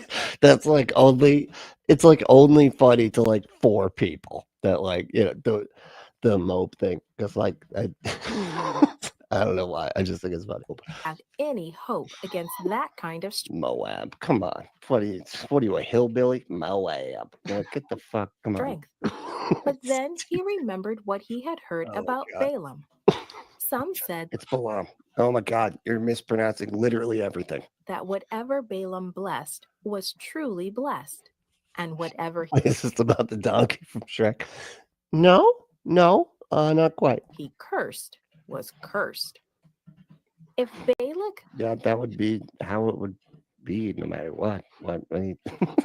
If you bless something, you blessed it. That's just obviously. And if you cursed something, you cursed it. Cursed it. Cursed it. Cursed. Yeah. could get Balaam to curse the Israelites, his army might have a chance. Wow. So he sent the messenger. I love how he's got like the curse guys. Like, hey, I need to get my army up to get him a little, it'll be a little bit better. I'll call it my curse guy, and that'll give us an edge, To bring Balaam to him. They took a long. Oh my God. Like, so and more drink. Jeez Louise, dude. You don't have to drink every 4 fucking seconds. A lot of gold. That was the money of their day. That's the problem. Like, I guess I can't, once I start down that path, it's just every 2 seconds, it's a new sip. Balaam believed. So it's technically the money of our day too. I don't know why. Back then, gold was valuable. It's crazy. That was before. Balaam believed. So, to bring Balaam to him. They took along a lot of gold. That was the money of their day. Balaam believed. So it's technically the money of our day too. I don't know why. Back then, gold was valuable. It's crazy. That was before the economy crashed or something. I don't know. He had once been a prophet. But he had become greedy and no longer served God. Oh, see, okay. So this one they call him a prophet. Now another one. So another, I watched a bunch of these. So I'm glad nobody caught me watching these things because, like, somebody comes in at work or something, they're like, "Are you watching fucking kids cartoons? What are you doing?" But they and the other one they called him a sorcerer or whatever, right? But this one, and then another one, they're like, "He's a true prophet, but he was a bad true prophet." So that's why, anyway. Yeah, the multiple interpretations of this story are fascinating. The way that because the story doesn't make sense. Just any way you swing it, it doesn't actually make sense. Like the fact that and they try to like rationalize around it like so badly, and it's of course the kids' story versions of it are always going to be like the most rationalized around, and then just not talking about the details that don't make any sense and stuff. But like the whole story of just him being this like curse guy that like it sounds way more like a sorcerer because he wasn't an Israelite. He didn't worship the Israelite God or whatever. But then he still talks to the Israelite God. It really doesn't make sense. But it's almost like they were trying to make it like, oh no, even though he's a sorcerer, he also like still, he knows which God's up. You know what I mean? Like he knows what's up for real because like, he actually talks to the real God and everything. But like, it's just so confusing. And then God tells him, no, don't curse him. But then he like asks a second time, and then God's like, go ahead and curse him. And then he goes, and then there's people that have told me, they're like, no, that wasn't God the second time. That was a demon, or that was the devil, or whatever. And it's like, what the fuck? Are you serious? Yet when the messengers came, Balaam asked God for instructions. The answer came back, do not go with them. You must not put a curse on those people because I have blessed. Yeah, dude. The Chilty Wimble, what's going on? How you doing? Said, oh boy, Balaam and his silly, chatty donkey. The author of the story ate way too many special mushrooms on his pizza. Yeah, no kidding. Them. So Balaam sent the messengers Wait, home. but I still don't understand. Like, why would a god, like, why would get the other king? See, this is why you don't drink to do this stuff because you can't think of the stuff you're trying to think of. Go get what, man? What? Just sit fucking. Oh my god, a prophet that works for their god because it made him sound like. It's very confusing because, like, what if he works for basically what I was just saying? Yeah, but that God, wouldn't he be on the team? Wouldn't he be on Team Israelite? This story doesn't. It's so confusing on so many levels. I don't get it. But Balak sent more messengers with even more gold. Lots of gold. It's weird too. It's Balak. It sounds like the names are made up. Now, Dr. Kip Davis said that Balaam actually is a person that supposedly lived. Now, of course, the talking donkey did it, but it's saying that the person Balaam actually lived. But like, if you have a character named Balak and you have a character named Balaam, I'm automatically just starting out thinking that you're Joseph Smith in this shit, and you're just making stuff up. Like his name is Mormon, and he's from the neighborhood called Mormon, in the town called Mormon, in the city, Mormon. And his wife is named Mormona. Yeah, Mormona. And she, I'm just trying to change his mind. Like, what about gold though? What do you think about that? No, you want to try it now? Balaam knew that God did not want him to go. So he said, King Balak could give me his palace full of silver and gold, but I cannot disobey the Lord. God knew that Balaam really wanted to go. So that night, God said to Balaam, these men have come to ask you to go with them. Go, but only do what I tell you. See, it's like this one, they're like, oh, God knew that he just wanted to go. And so that's why he told him to do the thing that he said not to do or whatever. It like went against what he had previously said to do. So Balaam Go ahead, but only do what I tell. So go with them to do the cursing, but don't though. It's another one of those like it's like what Sydney was saying, and like it's to do it, but don't do it. Don't go ahead, but don't though. Like what the fuck? Like, what are you trying to be? It's almost like he's messing with them. saddled What? They said, see where you went wrong, and couldn't understand. Instead of embracing the Holy Spirit, you embraced alcoholic spirits. That's it. Yep, nailed it. his donkey and went with the messengers. Balaam did not see the That's his boy right there. That's that ass. Yeah. That's that ass. That ass is that is a badass ass. Yeah. angel Oh my standing God. in the road Wow. to block his way, but his donkey did. So she They turned left out the lightsaber. Wait, did they have a lightsaber? Wait, where did the donkey wait, hold on, and let's see. went with the messenger. I feel like I didn't see. I feel like I didn't see a lightsaber. Balaam No fucking lightsaber. That's like the coolest part of the story.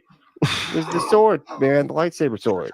I honestly still don't know. I have no idea if the lightsaber was part of the story. I might just be remembering that from the Adam and Eve story. I don't know. did not see the angel standing in the road. Hey, AJ, how you doing? What's up? Am I misremembering that? Kevin, was there? You don't know? Kevin doesn't know. I don't know. I keep asking him stuff. To I don't know either. I haven't looked it up. block his way, but his donkey did. So she turned off into a field. Oh, she? Oh, is it? Okay. She keeps on like gendering the donkey.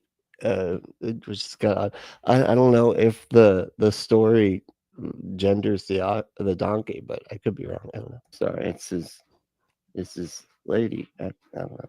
It's his gal. Balaam beat the donkey to get her back onto the road. Beat that ass. Beating ass, dude. Kicking ass over here, dude. The angel appeared a second time, Jesus and the donkey Christ. moved against a wall, smashed Crushing his just a wall out of nowhere. Like, it's so funny too, because there's just like trees all over the place, desert back there, like there's desert dunes, but like a bunch of these trees in the foreground, and then there's just a random fucking wall just in the middle, and that's where the donkey goes, just like boom, right in the wall. Okay, look at this, Balaam's foot. his face. It's like, oh, that is painful. There's a rock there, man. What are you doing? Balaam beat Look, man, I'm sorry. her a second time. The third time the angel appeared, Does it say that it's a she? I did not remember that. there was no place for the donkey to go, so she lay down in the road. That is true. Yes, alcoholic spirits do exist. That is a fact. Okay, you got to do a better job with your illustrations here. There's so many places to go. What are you talking about? You got this one wall, got like one wall over here, and then just open fucking space, and then it's like, what, like a forest or whatever, with a desert behind it for some reason. I don't know where they're at or whatever, but like so many places to go. She absolutely did not have to just be like, I can't go anywhere. There's no place to go. I'm all walled in here by the open plains. It was after this third beating that the Lord made the donkey speak. What have I done to you to make you beat me these 3 times? She keeps track. There was 3 times like that you hit me and stuff. She asked Balaam. Balaam was so angry that he answered without thinking. Oh, he did? What? It's weird that even though like the kids' story, it's like, they're telling the kids this, the whole thing. It's still just like, that's why he's just acting like it's normal to be talking to your talking donkey. That's, because he was just so mad that he's like, what the fuck? I'll tell you. Well, I'll tell you. Because instead of being like, holy shit, there's a talking donkey. Well, no, whoa. Is this what a stroke feels like? What is happening right now? No, none of that. He's like, look, I'll tell you. I'll tell you right now. You've made a fool out of me.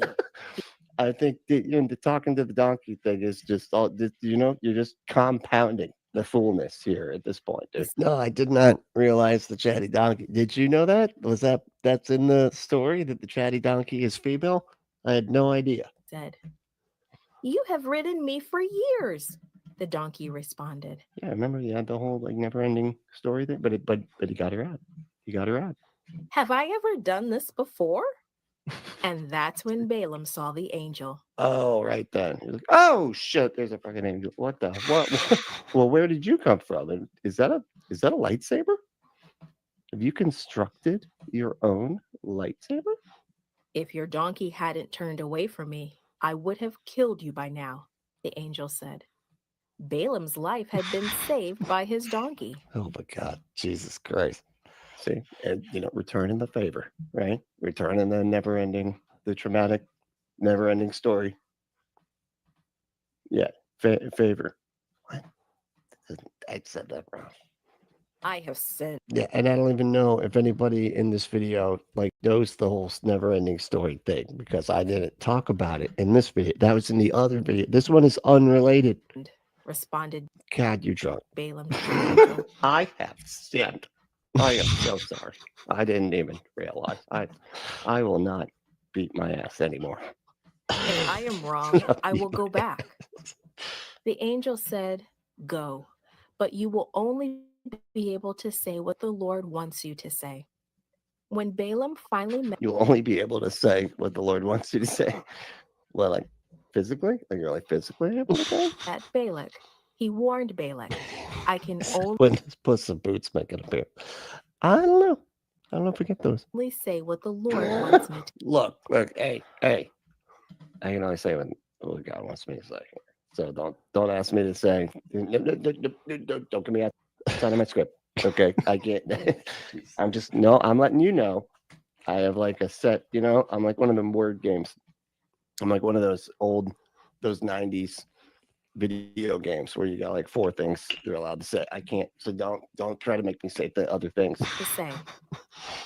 In 3 different places that day, Balak asked You remember those old games where you would and I don't know what they're called, but they were these old games where you had to write down that they should do things, and you had to find the right command. And it was if you told them to do the wrong stuff, the character could die or whatever. But it was all writing it down. It was make a bridge out of the vines, and it's the vines are too weak to make a bridge out of. Shit.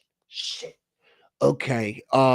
Swing across on the vine like Tarzan. And he's if it's too weak to make a bridge, don't you think it's too weak to swing across, you idiot? You don't have to be rude, okay? I'm trying my best here. Balaam to curse the Israelites. What? What? Why? He's hold on, let me go to your different. What do you mean 3 different places? What the fuck? Why? What does that have to do? He's hey, can you do the thing? It's no, I cannot. Let's take a walk. Let's take a walk. Yeah, no, we're gonna go to a different place. And then now, can you do the thing? No, still no. I said no. I don't know why you're saying. Okay, no. Let's go for another walk. Let's go. Let's take a hike. Let's take a hike to a different place, and maybe you'll update your position based on our new geographical position, right? No, what? Why would this change? It's almost it functions like a story, or not even like a story. It's sad because it's worse than that. It's it functions like a joke. That's the way a lot of these Bible stories function, where they're how jokes have you just doing the same thing over and over. First, the blah blah blah, the frog came in the bar and sat down and said the blah blah blah, and then the fly came into the bar and he said, but it's they just have to do the same thing multiple times because that's the way the fucking story goes. That's how this is. He took him to the mountain and asked him to curse Israel. He said no. He took him to the castle and asked him to curse Israel, and he said no. Then the third place he took him was to the bottom of the ocean, and that's them. But they're both dead. They're dead because you can't survive down there. Changed my mind at all. Like this doesn't. What the fuck? What are you talking about? But every time Balaam opened his mouth, blessings for the Israelites came out. It's like the liar thing, but it's like the saying the pen is blue. Actually, it's real. Yes, that's what they were called. That's just way too on the nose.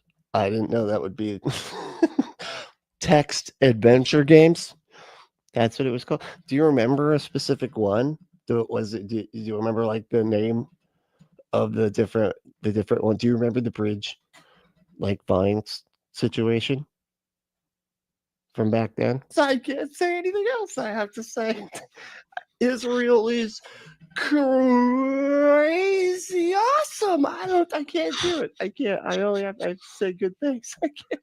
Tiltuable said, aren't angels supposed to have wings or something? This angel just looks like a guy who was watching Balaam beat the chatty donkey and came out to stop Balaam from abusing his transportation. Yeah, I know. No wings, no lightsaber, like no halo, nothing. White clothes. Anybody can wear white clothes. Holy shit.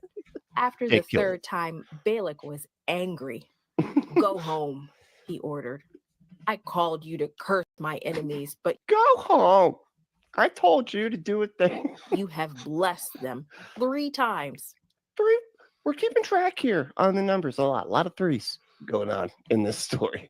You beat your ass 3 times, and then I took you to three different locations to ask you to do the same thing for some reason, irrationally it seems. Oh, okay. So there were there were the ones that were text only, so no pictures at all in those, just literal texts. That that is so weird. Okay. Then the ones that were like Leisure Suit Larry, that were graphical, but you still had to type the action. That's more what I'm talking about. I think they were, the ones that I remember playing, they had pictures, and he would do stuff once you like got the command right. You know what I mean? Like once it's like, I actually will tie the vines to the bridge to repair it so that we can cross and go to the next part of this stupid game. Then he would be bloop, bloop, bloop, bloop, and he would like, tie the vines and stuff. And of course, the vines were just little blocks. They were just like little green blocks. And the guy was basically just a collection of little green blocks, not unlike Mario from the very first Mario game. And now he's keeping track. It's like Zork. I think that was it. I think that was what that. Oh, but they were originally. Did they ever do it where it was like actually, like where it actually had what did you just say? Graphics or whatever. 3 fucking times I did this. He's like, yeah, I know. You should have just listened to me the first time. I don't know why we had to do all that. It's kind of a waste of time there. Didn't I tell you? And energy, since he had to walk so many times. So since he thought like, taking you to a different place to ask you the same question was somehow going to change the fucking answer of the question. Couldn't do anything against the command of Zork. the Lord? I think it was Zork. No, it's not what he said. He said he can't say anything. Okay. Yeah, I think it was Zork. If I'm not mistaken. I feel like I remember playing that one. The Lord doesn't want you to say anything. You don't even keep track. Remember Choose Your Own Adventure books? Yeah, those are crazy. What you said. I died all the time in those things. Balaam answered, before I leave, I will tell you what these people will do to your people. I'll tell you what you're going to do, what they're going to do to you. Yeah. Then Balaam prophesied truly. A ruler will rise from Israel. Yeah, I don't drink truly. I got this I like it. I go buy the name. Air Trulies are good though. God, I can't even understand myself anymore. This is just wow. This is painful. I don't know. It's I think it's it's one of the sparkly things, which is kind of a big deal lately. It seems, right? I don't know. In the past like what? I want to say decade. That sparkling water alcohol is just really taken off. Oh, Which no, I don't know why, but I mean, it's talking about the sparkling. Yeah, no, that the what's the popular? There's like a popular one. Shit, I can't think of one. And it's like they always joke about like Karen's always drinking. Not Truly, it's the other one. The White Claw. That's the one. Yep, just have a gin and tonic, like a normal person. And it's that's what it's called, by the way. It's gin and tonic. I just just want to throw that out there for anybody that might forget. Gin and tonic. He will defeat them. It is odd that the gin and tonic isn't actually named anything, How come it's not called like a clear day or something? There's like a dark and stormy, and then like a sunrise something or other. Like what why is gin and tonic just gin and tonic? That's it. Moabites. The Israelites will Very uncreative. destroy the city. It's like the Dave Matthews Band. What are you even doing? Come up with a name, you lazy fucks. God taught Your drummer is too good for you to not have to have a name like that. It's ridiculous. Balaam that worship involves everything you do. It is living a life that is pleasing to God. Worshiping is every. Oh no shit. David said the Buzzcocks in the Descendants show is tomorrow night. Hell yeah, they're back. That is crazy too. That guy's old. Milo is fucking old as hell, dude. And they're like, no, we can go back and tour again. I'm just like waiting for him to come out with the walker. All right, let's play. Let's play Milo Goes to College. We'll play the whole album. Let's do it. Thing you do.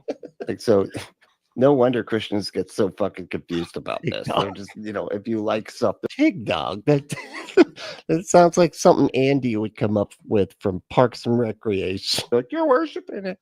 No, that's not what worship means. I don't know what. Like, yeah, if you like something. Like if you watch gin and tonic is supposed to be depressing, so that's why there's the lack of creativity with that name. Okay, well, Netflix, instead of reading your Bible, you're worshiping Netflix. That's like what? No, that's not. I'm just sort of just bored, and I thought I'd like chill and watch Netflix. I don't know about get it Netflix and chill. No, it's not funny, man. You're drunk. That's what it is. Worshiping is listening to God's voice. Like I said, chill. It's funny. Oh yeah, because the Netflix and chill. Oh my god. Voice and following His commands. Not really. No, that's not. It's an equivocation. You're redefining terms here.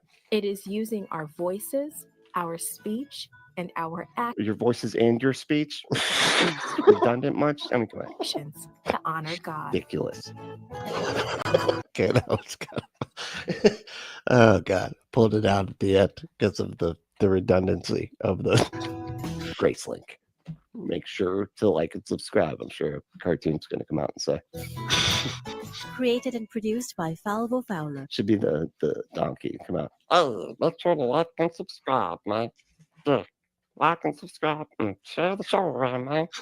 This podcast is read by Franita Buddy Fullwood for Gracelink. What? That's not a real name. That's made up. That's made up. Franita Buddy Fullwood. Shot. That's a porn name. What? That's not real. That's What not if, real. what if the whole There's Dr. Ben. Mom's Donkey story was just ancient rage bait?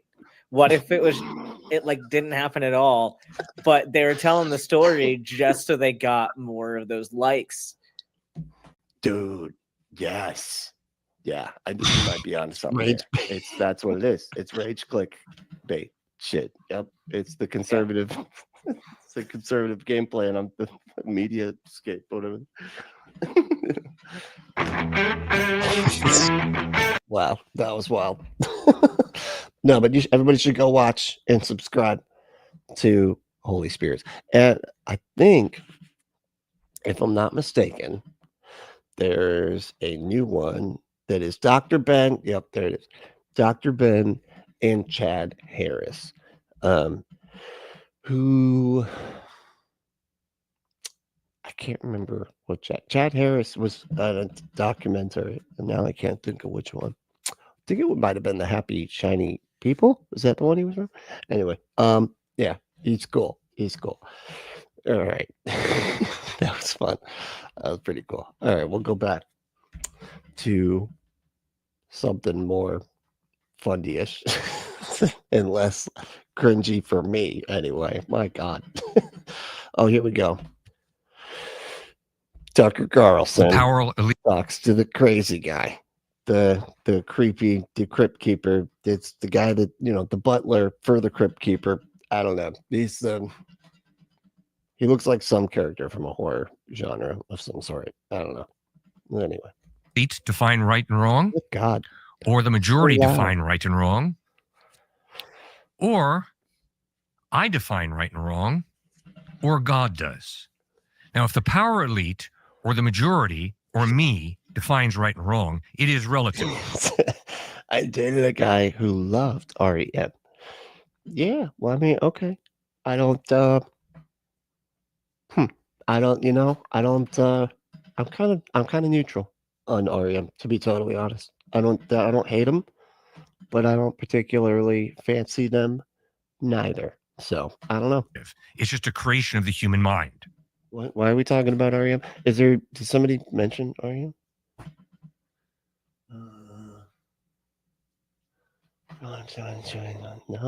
No, nobody mentioned REM. I don't know what's happening. But if there is a God whose mind precedes the human mind, then of course, this mind, this character of God, which is good, can define right and wrong, which turns it into an objective moral absolute. No God, morality is a crapshoot. Morality is a taste. What do you like? AJ said also Chad Harris and I were on a panel together at NanoCon. Hell yeah, that's awesome. Holy shit. He's an awesome guy. Oh yeah, I'll check. Is it on YouTube at all? Or spinach? Check it out. Well, this is my taste. Well, what do you like? Loving people or hating people? Well, it's my taste. No, according to Christ and according to the Bible, it literally is just your taste, man. It's whatever you think your God wants you to act like. It's absolutely just your taste. Morality is not just a taste.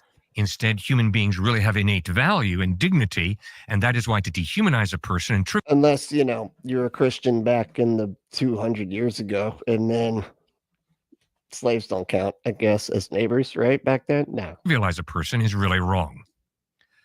So moral relativism is tragic.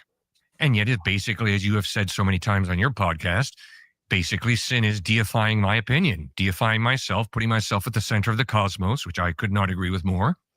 And a follower of Christ is someone who's allowing God to be at the center of the universe. And that's what worship is. What how do I get stuck with these weird, what language is, why does it think I need this language to be read? Here that's what faith is. Worship is allowing God to. What did I do, Kevin? What the fuck is this shit? What's this weird language that's on the? Well, fix it, man. It's weird. I don't know. It's distracting. I keep trying to read it, but I can't. Well, I know I can't read it, Kevin. Okay, I'm trying. It's like I can't help it. Get him off the screen. Drag me out of the center of the universe and allowing God to be the center of the universe, which means all of a sudden morality is not totally relative.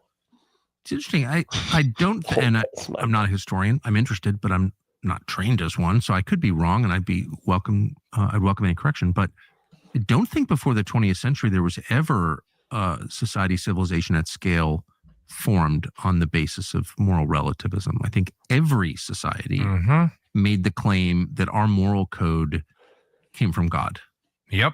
Because I don't think all societies all agreed as what for all of them, because you don't think there was any people that maybe disagreed about what they thought God wanted everybody to behave like there was none of that. There was just everybody all agreed about what right and wrong is in societies before America in 2025. The fuck?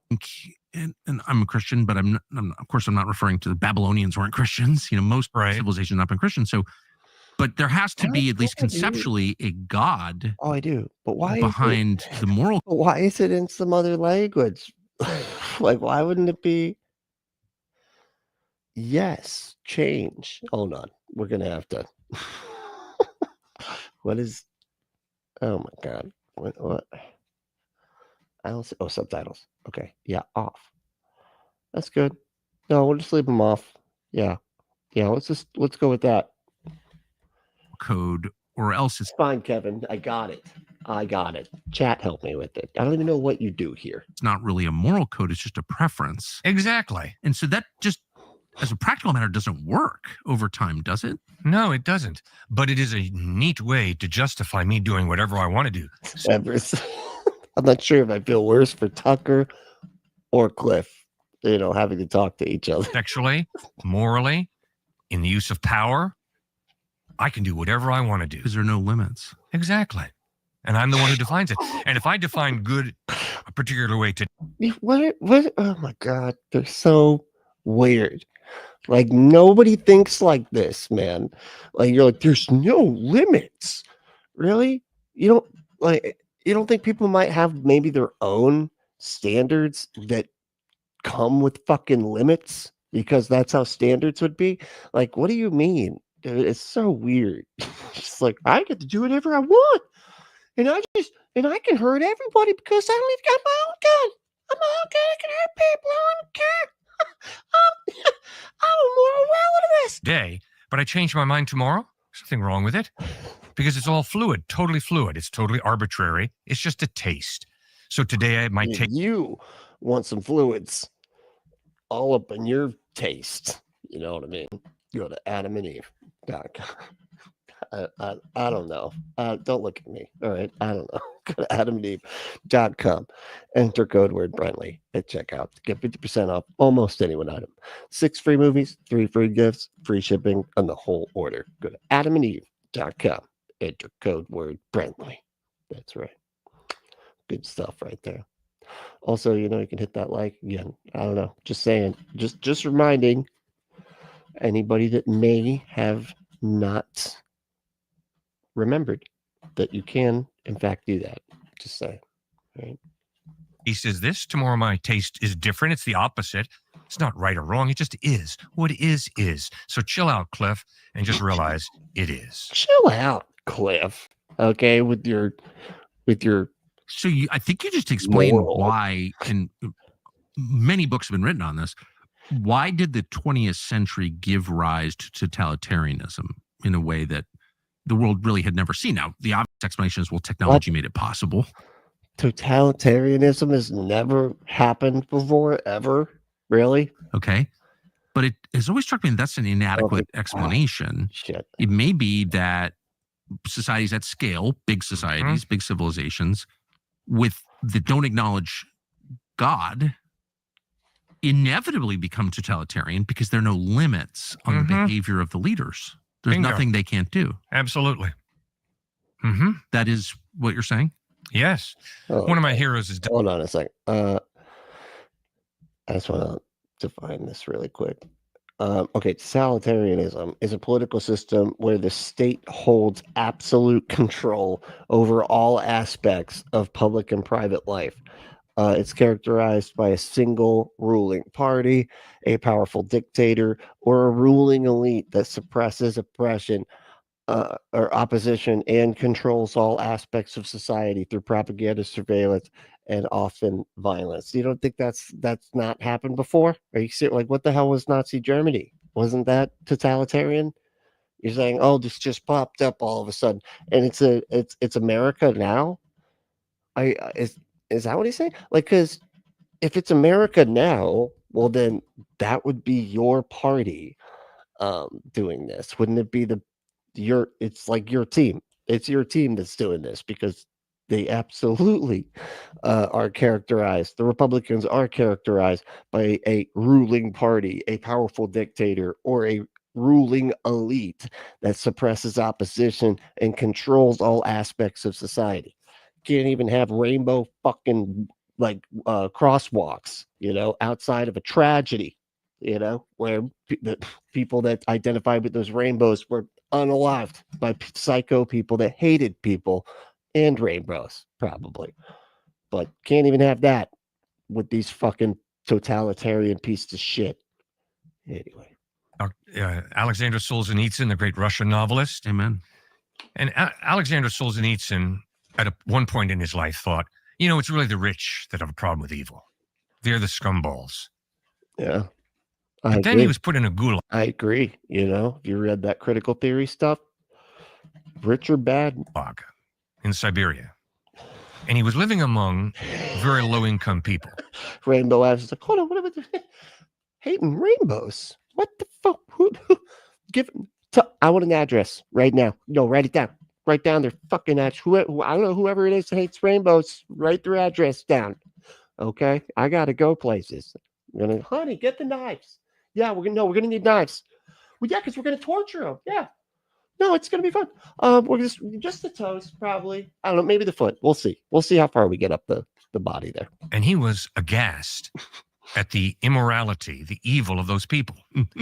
And suddenly Solzhenitsyn woke up to the fact, quote, the line separating good from evil does not run between parties, classes, and countries. Rather, the line separating good from evil runs through every human heart. And then Solzhenitsyn understood, I need help. I need a savior. And he converted to Christ. That was sheer brilliance on his part. And also real sensitivity, I think, to reality. Yeah. Well, he learned from what he saw around him, unlike so many of us, right? Who don't learn anything. So you think that... Who are they talking about? I totally missed it because Rainbow Ash threw me off there. Every human heart.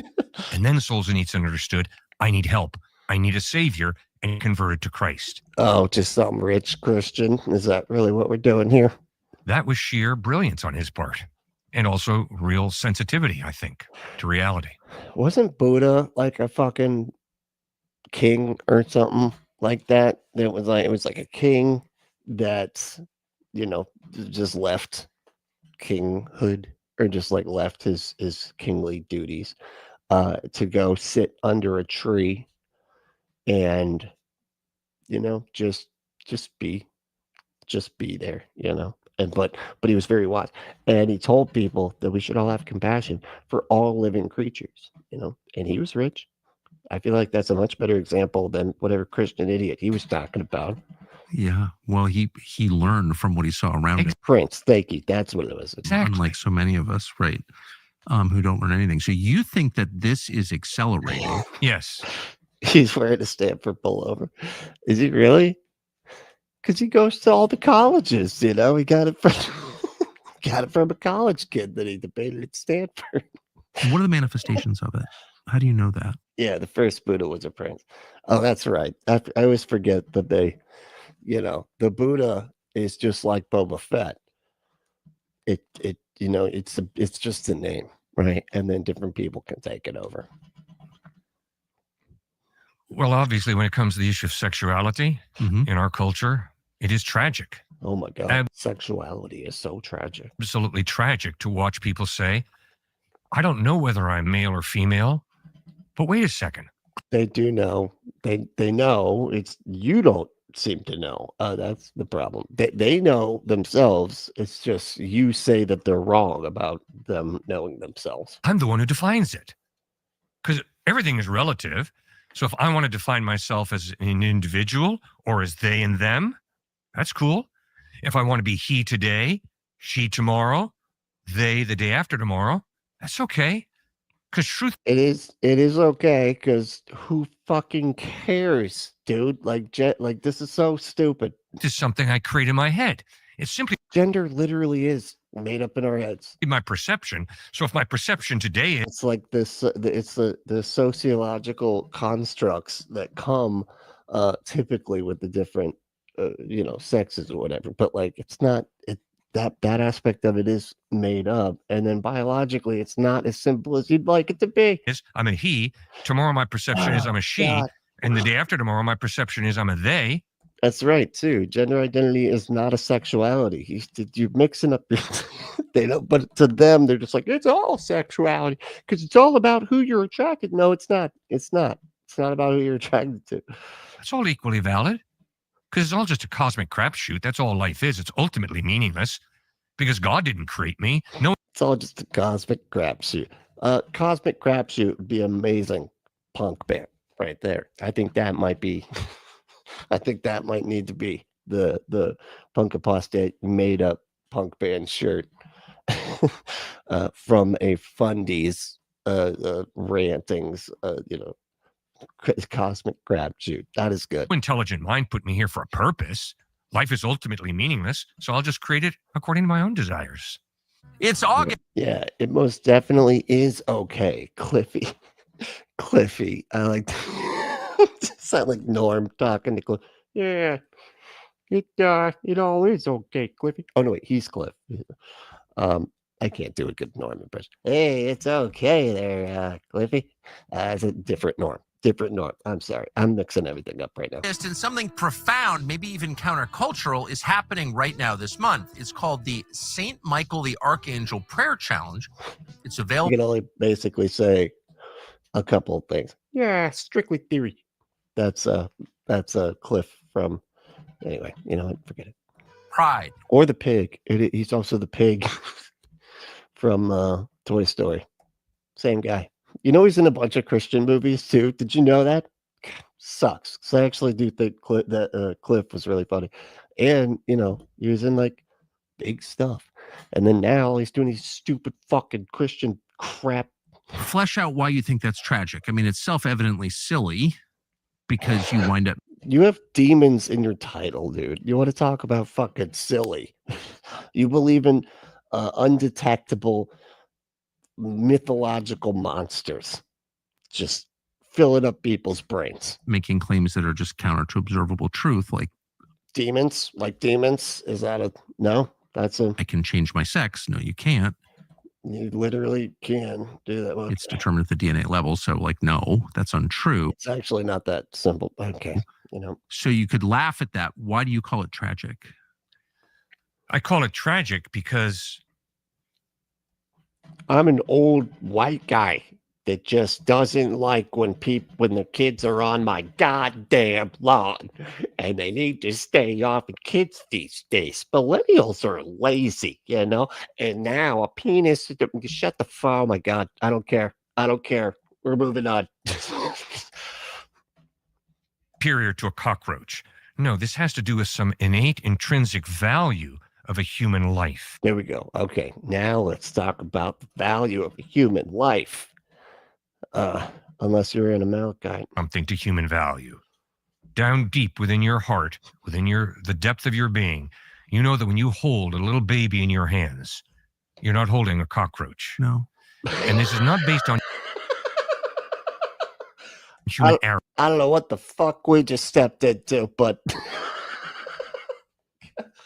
it's like when you look at that beautiful baby in your arms and you look down and you think to yourself, well, this is not a cockroach. Fucking what? What happened? What? Huh? What are we talking about? Arrogance. Oh, I'm just superior to a cockroach. No, this has to do with some innate intrinsic value of a human life.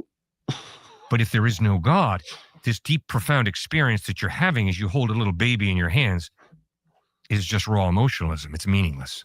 And the value, as you just said, is inherent. It's not just utilitarian. It's not that, that the baby may grow up and become a famous scientist who creates a Don't try to make it better, Tucker. You're not, you're just vaccine to prevent disease. Why is it intrinsic? Because the one thing that they're gonna say, because like I would say that all people have value. It's weird that they're constantly saying we're not saying that. You know what I mean? As a humanist, I'm the one saying that fucking humans matter. You're the one saying they only matter and deserve rights as long as they do gender the way I like. And we'll literally take away their fucking medical care, because but we think humans matter more. Go fuck yourself, dude. What the hell is happening? Yep. The value is inherent in the baby. Because the baby exists, the baby is valuable because the baby was created by God. Bingo. You take God out of the picture and you're then nothing matters. a creek without a paddle when it comes to explaining to me why is that baby valuable. like, what if, oh my God. So, like, if you discovered that God isn't real and that you were mistaken about that, then nobody has value all of a sudden? Oh, that And I thought it was the fucking image too, because that's the thing too, is like, oh, now he's saying that it's just that it is made by God. Nine times out of 10, they don't say anything like that. They say they were created in the image of God. As if it was created by God in some other image, they wouldn't fucking matter at all. baby's valuable because I have a lot of strong feelings. Yeah, fine. So that's your genetic drive, right? As mom and dad to care for your child. Well, guess what? I know a lot of deadbeat dads who could give a rip about their kids. Shit, bring your illusion. Damn, I thought the babies were roaches. You know, you learn something new every day. Yeah. So don't give me this bit that dads have to love their kids. And yet the majority of dads understand that child is valuable. Okay, so now the question is why? Why is that child valuable? Why do you have to ask that? It's really strange that you have to do this. You're like, hold on. Now I got to figure out why this person is valuable. Is it because they're a person that deserves dignity because I'm a person and I would want to deserve dignity too? No, it couldn't be that. That's stupid. It's because of the magical being thing. That's what makes it so that people matter. And I would argue, if there is no God, that child is a hunk of primordial slime evolved to a higher order. A hooker? What? That is a hooker of primordial. Okay, so now the question is why? Why is that child valuable? And I would argue, if there is no God, that child is a hunk of primordial slime evolved to a higher order. So don't give me this gibberish that this child is valuable. Instead, be intellectually consistent and acknowledge this child is a cosmic accident, the same way I'm a cosmic accident. That's so interesting. So you really can't say that any. But what is it about being a cosmic accident that you're not actually saying what removes the value. You're just saying it in a way that we should just agree with you for some reason, but like you're not actually saying what removes the value. You're just saying that the magical being making you is what gives you the value. Any child or any person is valuable except for the products he produces or the services he provides. Bingo. Unless you stop saying bingo, Cliff. Okay, it's fucking weird. All right. We acknowledge that he was created by God. Correct. Because where would the value come from? Exactly. And you know where what do you mean, where would the value come? It comes from people. Value comes from in our culture. The size of your stock portfolio, the size of your bank account, totally the style of your car, the house you live in, the size, the grandeur of it. And that is so superficial. I mean, I was once speaking at a women's private. What the crazy thing is, these are the same people that will say that you need to believe that you don't have value, that you are a worthless piece of trash, and the only reason you're worth anything, or the only reason you could possibly do anything good is because Jesus Christ did it through you. You didn't do nothing. In fact, the stuff that you do that you think is good, that's filthy rags. That's vagina rags. My pastor would always make sure to communicate that point. And by filthy rags, you know what they mean? You ever heard on the rag? Yeah, that's right. That's the kind of rag we're talking about here. That's what your righteousness is like, okay? Period. Blood. What the fuck? What is happening? Why are you talking about? Anyway, but so you don't matter at all, right? Except that you could be saved because you're born a filthy garbage sinner, and you need to internalize that. Okay, really feel like shit. Okay, I'm gonna really need you to hate yourself so that I can break your spirit, so that I can manipulate the fuck out of you into doing and thinking whatever I'd like to. Okay, can I also say it suggests that if you don't have that portfolio or that car, that you have less value. And you are a loser. Right, you're a loser, but you can also be. I bet I can guess the name of Cliff's dog. Period. Blood. I don't know. Completely mistreated or killed. Why not? Well, that's happening in the United States, by the way, to poor people. Exactly.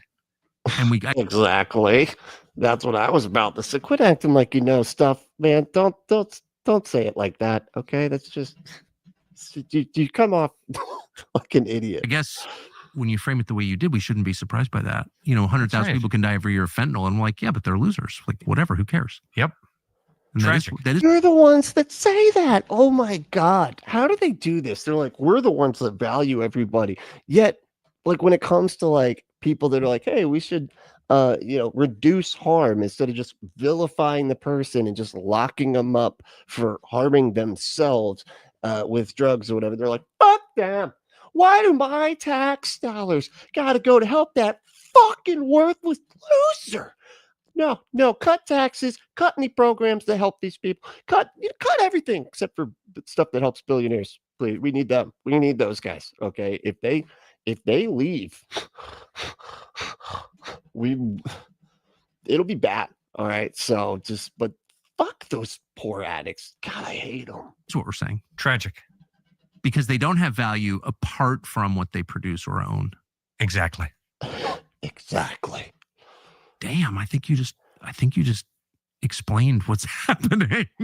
I'm sorry, I interrupted you, What? but you're Let me give you. Yeah, they're creepy. Both of them. So creepy. putting my brain a They're little on a creep off. It's bit. Yeah, weird. I was speaking at a private women's college in Massachusetts, and a woman came up to me with tears streaming down her cheek. Why the hell were you speaking at a private woman's college? What are you doing? Are you a perv? It sounds like you're a perv. She said, Cliff, you I actually am going to go talk at a woman's private college. That's don't know what it's like to walk into a frat party. And as you walk into the door, you walk past a group of guys lined up, and they're whispering to each other. 2, 4, Yep. 8, 10. She said, you have no idea how 2, 4, 8, 10. dehumanizing that is, Cliff. And I had to look her in the face and say, I feel like the 10 doesn't belong. It's not. Everything else is doubling the thing prior, and then the 10 kind of comes out of left field and just doesn't really make sense. You just added 2 to the 8 to get to 10. What the fuck are you talking? you're right, ma'am, I don't know experientially how dehumanizing that is, but I can begin to imagine. That is such a trashy view of human life. It's scary. What? But if there is no God, we're all hunks of primordial slime. We're all hunks of meat on a hoof. And if we're proportioned correctly, we're in 6, 8, 10. And if we're not, we're 4 or 2. What? I am so confused. What the fuck are these numbers representing? Tragic. What did she say? She began to seriously consider What did she say?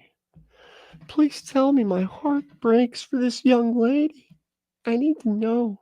Christ in a way that was very exciting. I don't know what ultimately she decided, but she said to me, Cliff, basically, this is really beginning to make more sense than it ever has before. Really starting to come together here, my friend Cliff. You have changed my life, sir. Just want you to know that you're the smartest. I just want you to know you are the smartest. You should tell everybody too, just about how smart you are. You're so good. You like know everything people are talking about. That's, so you're like, exactly, because of how much you actually know, because you're so much smarter than everybody. I've noticed a lot that the emphasis in the United States, and I've always been It's like your mom is a hunk of primordial slime. Oh man, not killed it. Yeah, right winger, and I always made fun of people who prayed about the poor and all that stuff. Yeah. I was wrong. I just want to say. But I have noticed that the and now I just pretend to care about the poor while I remove their health care rights and everything else. concern for the poor in the United States has basically just evaporated, and that 100 years ago, the country was humming with benevolent associations, with what we would call NGOs, basically rich ladies, just like now, trying to elevate the poor, take care of yeah, poor orphan children, teach them English, feed them, and that no longer exists at all. And could it?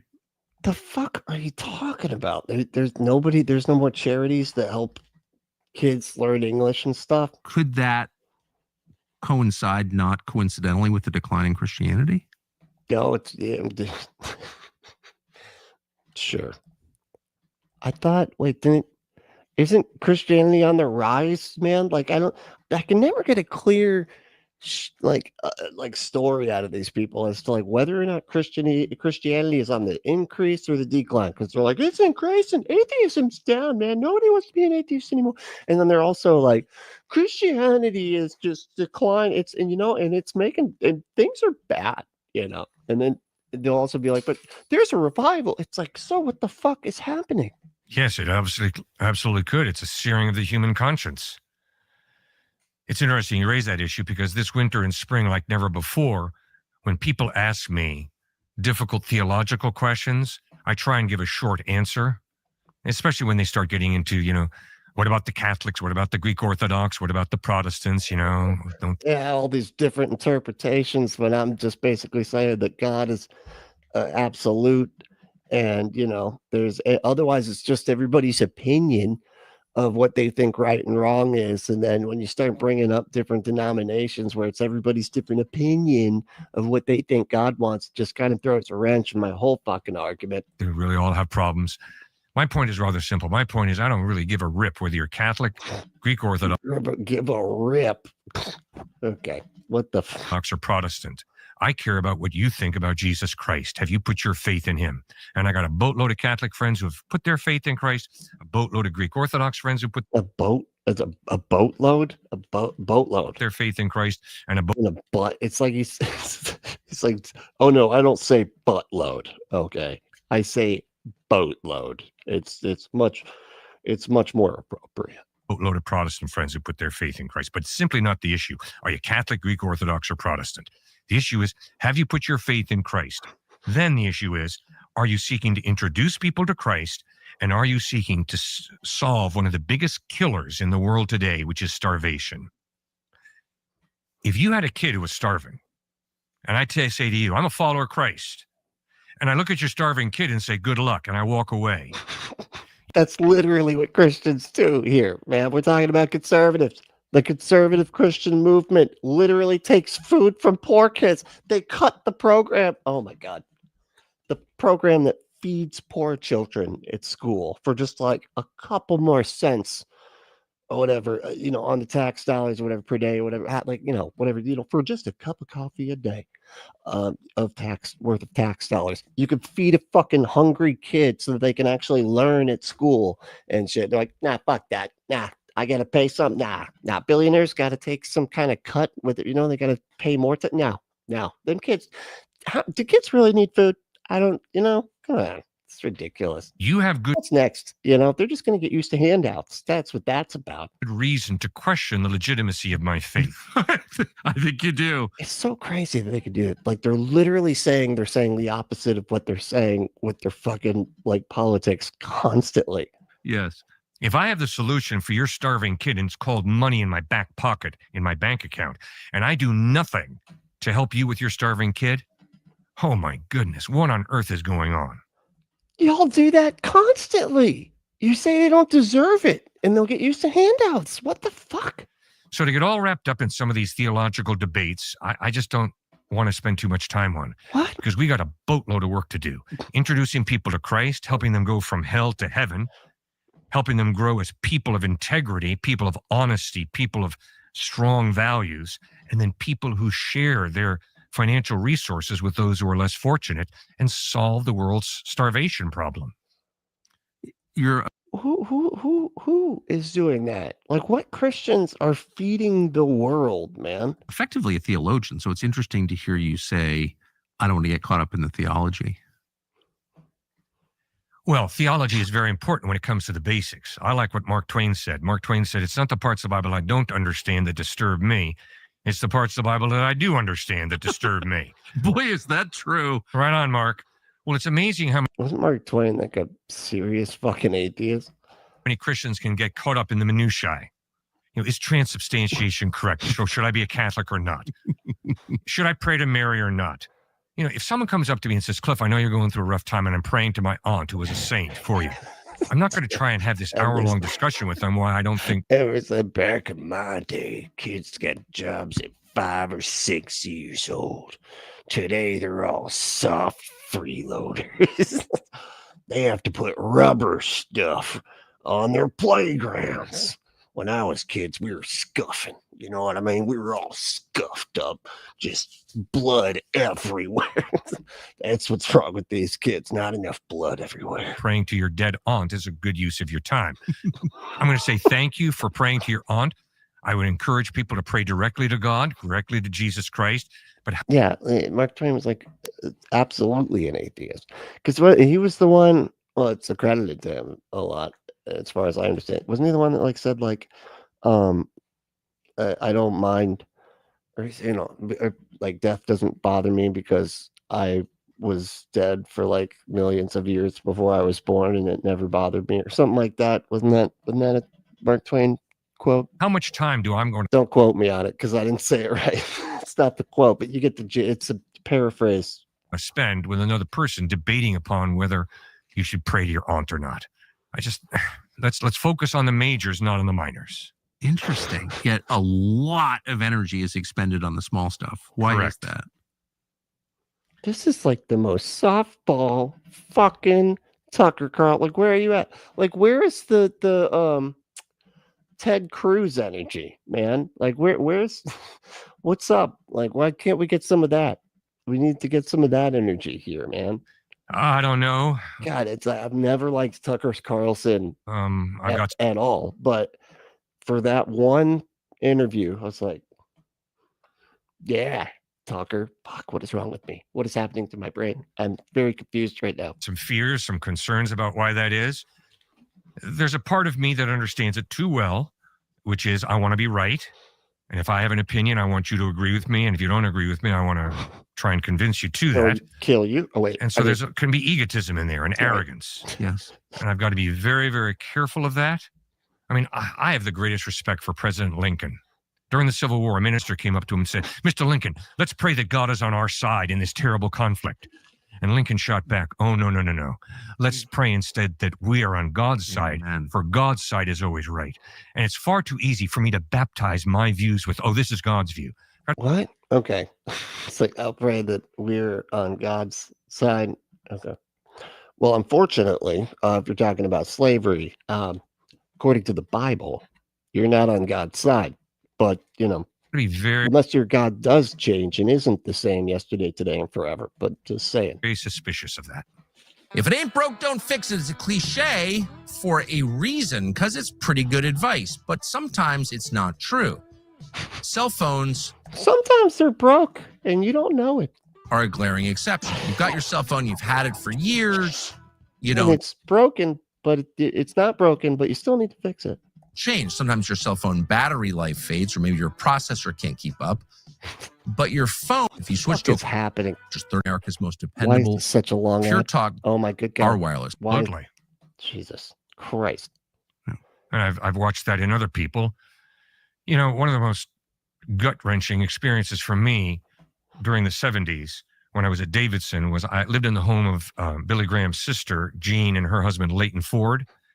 And I watched the Graham's family struggle through the Watergate crisis. Wait, you lived in Billy Graham's daughter's house? Sister's home on the weekends. Just on the weekends. Leighton Ford. You lived in a place just on the weekends? What? Became like a father in the Lord to me. And his wife, Jeannie, who was Billy Graham's sister, became like a mother in the Lord. You mean you visited them on the weekends? How did I go there on the weekends turn into I lived there? Well, on the weekends, I lived at my best friend's house too on the weekends or during the summer. Or to me. And so I had a front row seat for watching Dr. Graham realize, I think I went too far with Richard Nixon. Wow. So you were there in 73, 74. Correct. Mm-hmm. What you were really old. What was that like? Well, it was a rather intense educational experience, to put it mildly. In terms of what are you going to spend your life doing? I had the utmost respect for Billy Graham. That guy was incredible. I mean, the temptations that guy had to deal with, I will never have to deal with. I went and saw Billy Graham.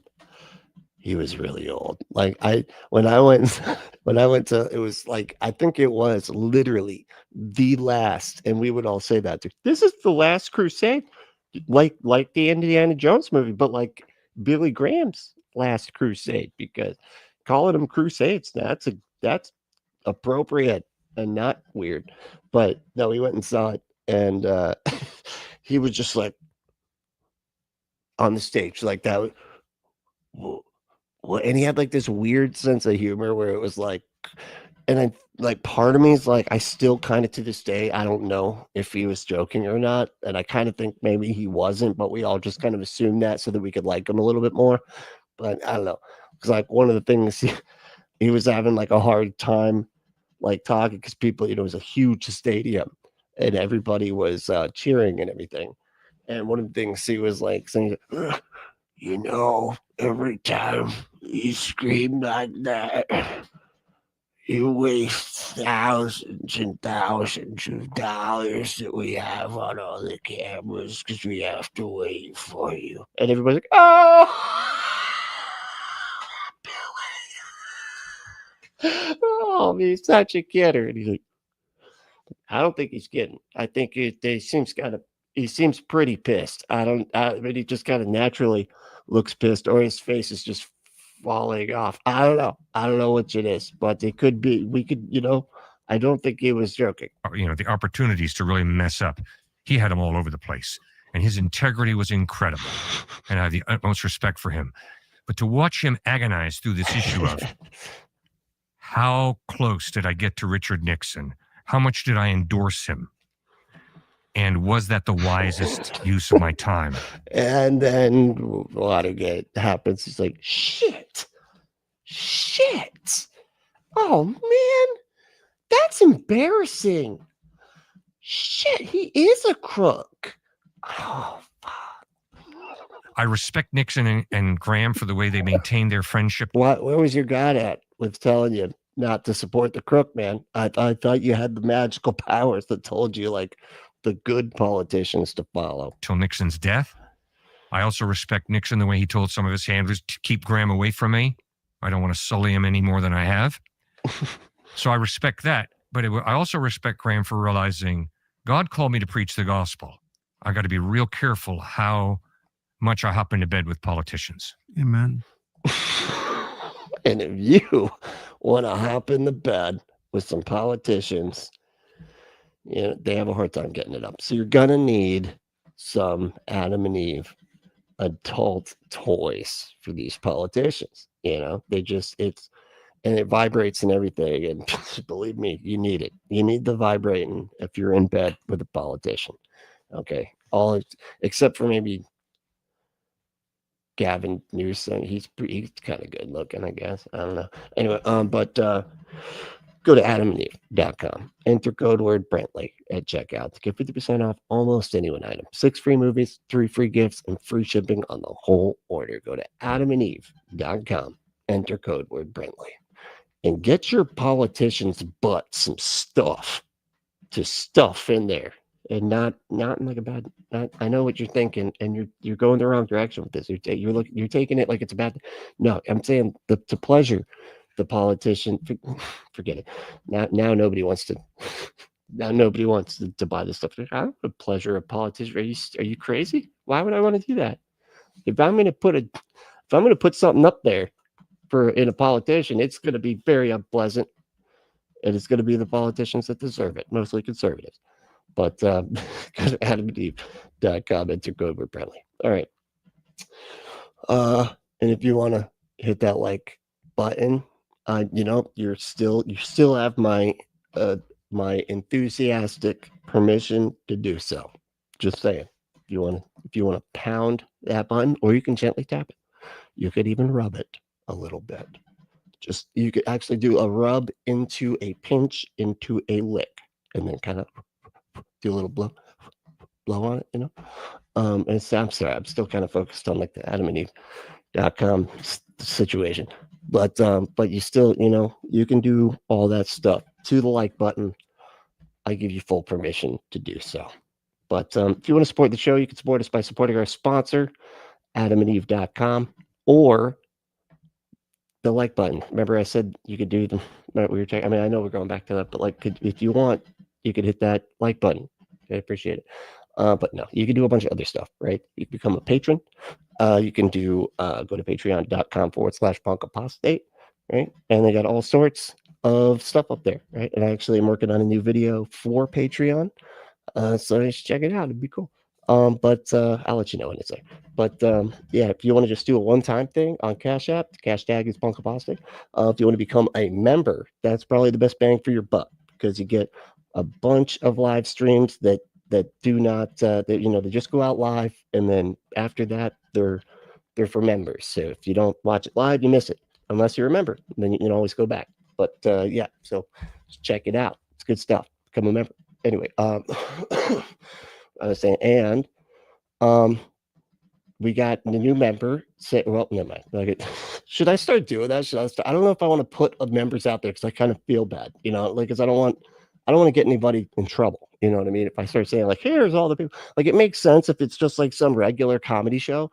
But like the fact that we're like an atheist comedy show and I'm putting all of my supporters up on the screen, I don't want to get people, you know, fired and stuff. It's like, no, I saw your fucking name. I saw your name on that offensive, godless, Christ-hating piece of crap channel, you know? And so you're fired. I don't know if I should do that, right? Like, isn't that? Anyway, maybe I should get permission from all the people before or something to put their names up. Anyway, but yeah, go to what was this name? Kevin, where was that? What was I talking about? I said, oh yeah, the member thing. Yeah, become a member, and by hitting that join button, and it's worth it. It's got all sorts of shit. You also get videos early, so that's cool. You know, you get them early if it's a pre-record, and you get some videos that are just for members, like I was saying. But then you also get some live streams that are just for members, and there's actually one coming up that I'm going to schedule very soon. But yeah, become a member. Anyway, if you want to email me at punkapostate@gmail.com. We're going to be having on pretty soon here. We're going to be having John Gleason. It's going to be coming on, a Godless engineer. So be on the lookout for that. It's going to be a lot of fun. We're also going to have AJ from Ways to Human coming on the show. So be on the lookout for that as well. And I think we're going to have Kip Davis back again at some point soon here. So be on the lookout for that as well. Anyway, all right, y'all. What was I going to say? Oh, yeah, join the Discord too. Give me suggestions. All right. I got, you know, there's a lot of stuff I can cover. You know, I cover a lot of stuff. So if you want to shoot me some suggestions, I like watching stuff that you guys want me to watch. But anyway, and what was I saying? Oh, but the main thing is to stay logical, loving, skeptical, and compassionate. And we will see you next time.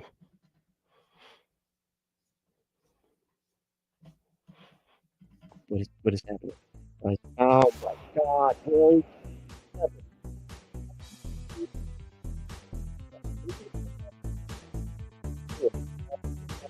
How it sounds okay when I'm still talking. It sounds fucking weird when you try to do it at the very end, okay? Because it just sort of keeps, it's slow, you know? It kind of has like, God damn it, Kevin.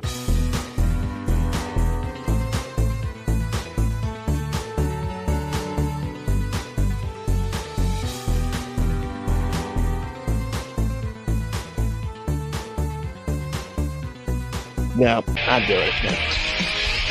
Yeah. Fuck you, Kevin. Fuck you.